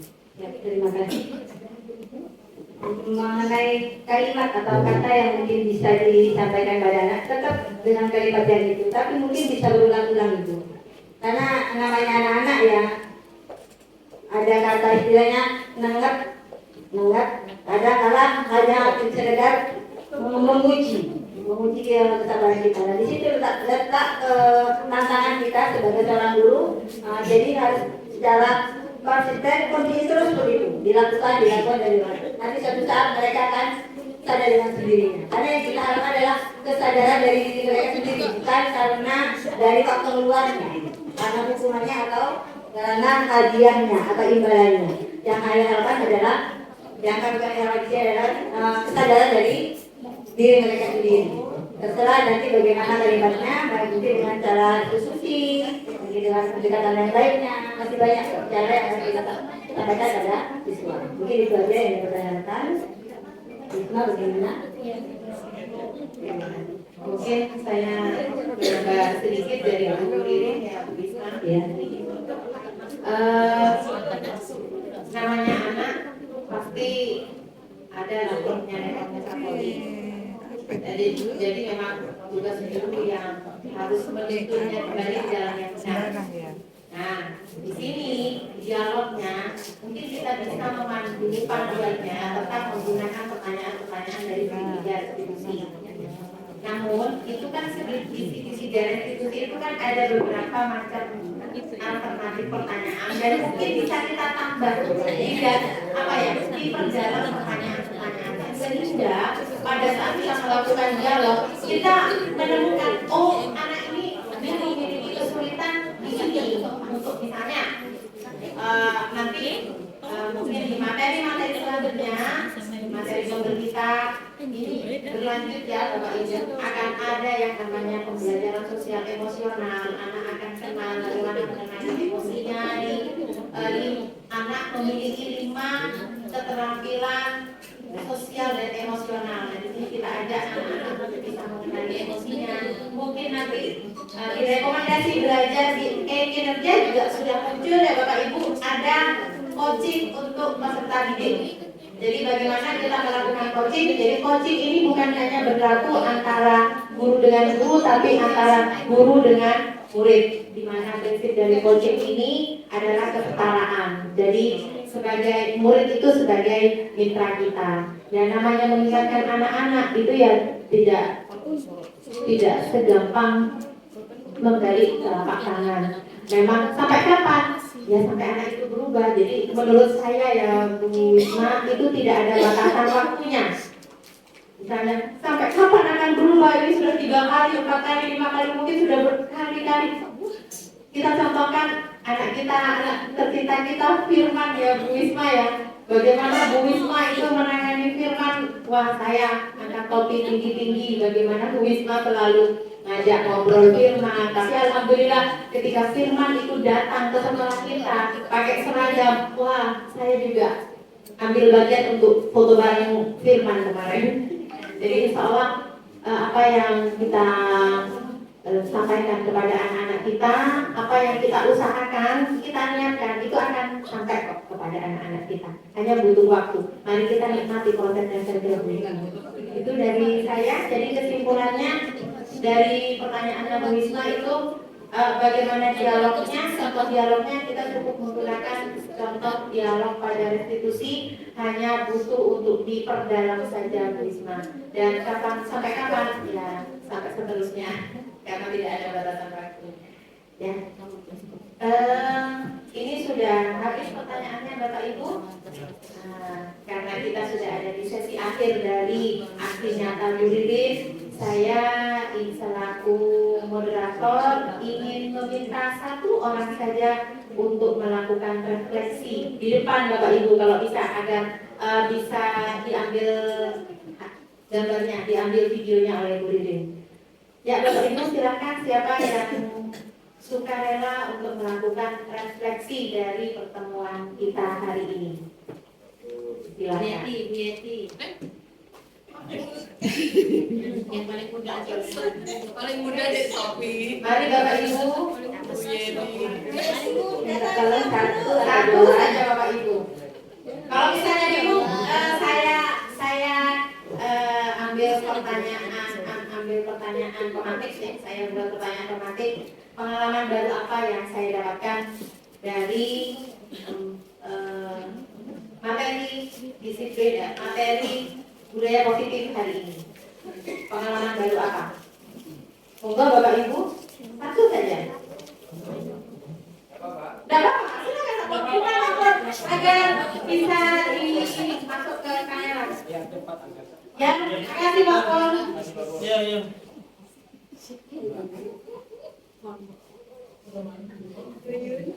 Terima kasih.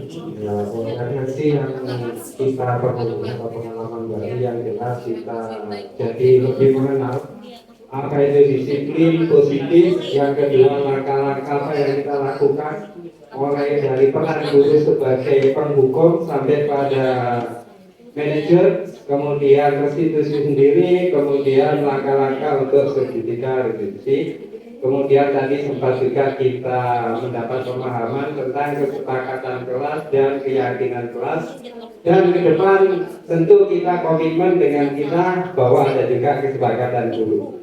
Jadi demi kemajuan sekolah kita bersama. Demikian, kurang lebihnya maaf. Saya akhiri. Wassalamualaikum warahmatullahi wabarakatuh. Waalaikumsalam warahmatullahi wabarakatuh. Terima kasih banyak Pak Bol atas refleksinya. Semoga Bapak Ibu guru, Bapak Ibu guru seluruhnya walaupun tidak maju ke depan mampu membuat refleksi terhadap dirinya sendiri seperti refleksi yang sudah ada di dalam absensi. Di akhir sesi ini pun saya selaku moderator meminta maaf yang sebesar-besarnya apabila ada kesalahan. Dan dari kesalahan itulah kita akan belajar. Sesungguhnya diri ini masih belajar untuk menjadi versi terbaik. Nah, versi terbaiknya sampai kapan saya juga tidak tahu. Cukup sampai di sini. Terima kasih. Saya akhiri. Wassalamualaikum warahmatullahi wabarakatuh.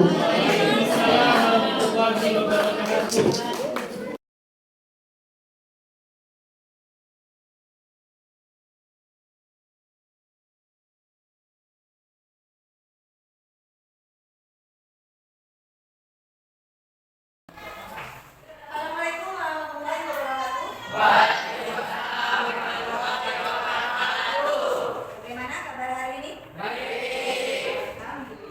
Seperti biasa, sebelum pembelajaran dimulai, ayo kita berdoa terlebih dahulu. Dipimpin mengapa? Sebelum kita memulai pelajaran, marilah kita membaca doa. Baca doa dimulai.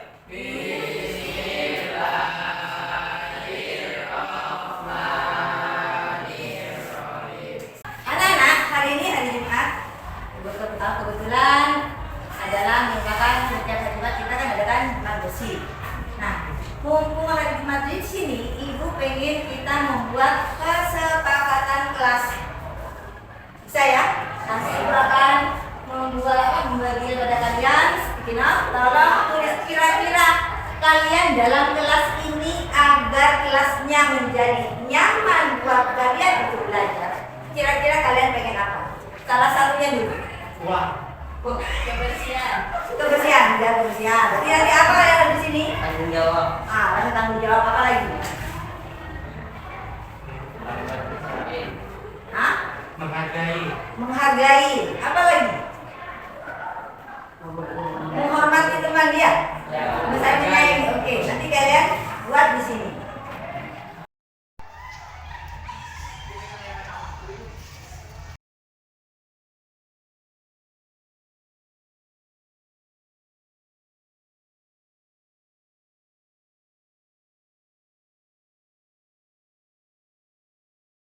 Oke, mana? Kesepakatannya kalian tulis, silakan ditempel di sini. Yang sudah selesai silakan tempel. Yang rapi dijejer.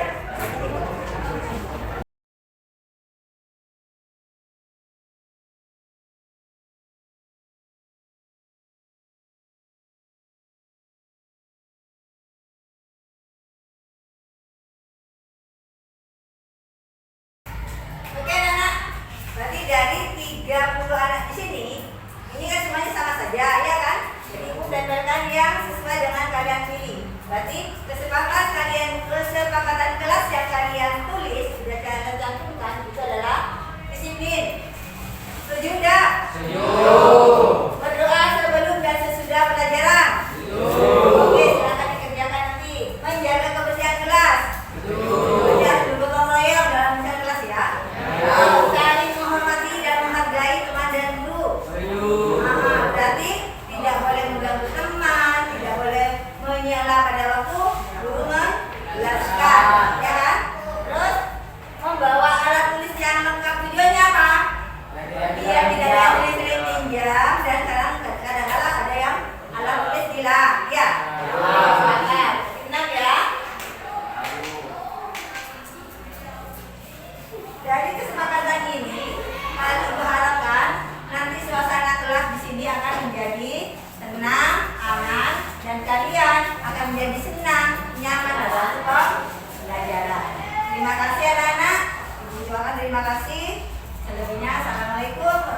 warahmatullahi wabarakatuh. Dengan kesepakatan kelas, kita bisa menjaga kondisi kelas dan kelas bisa menjadi lebih nyaman.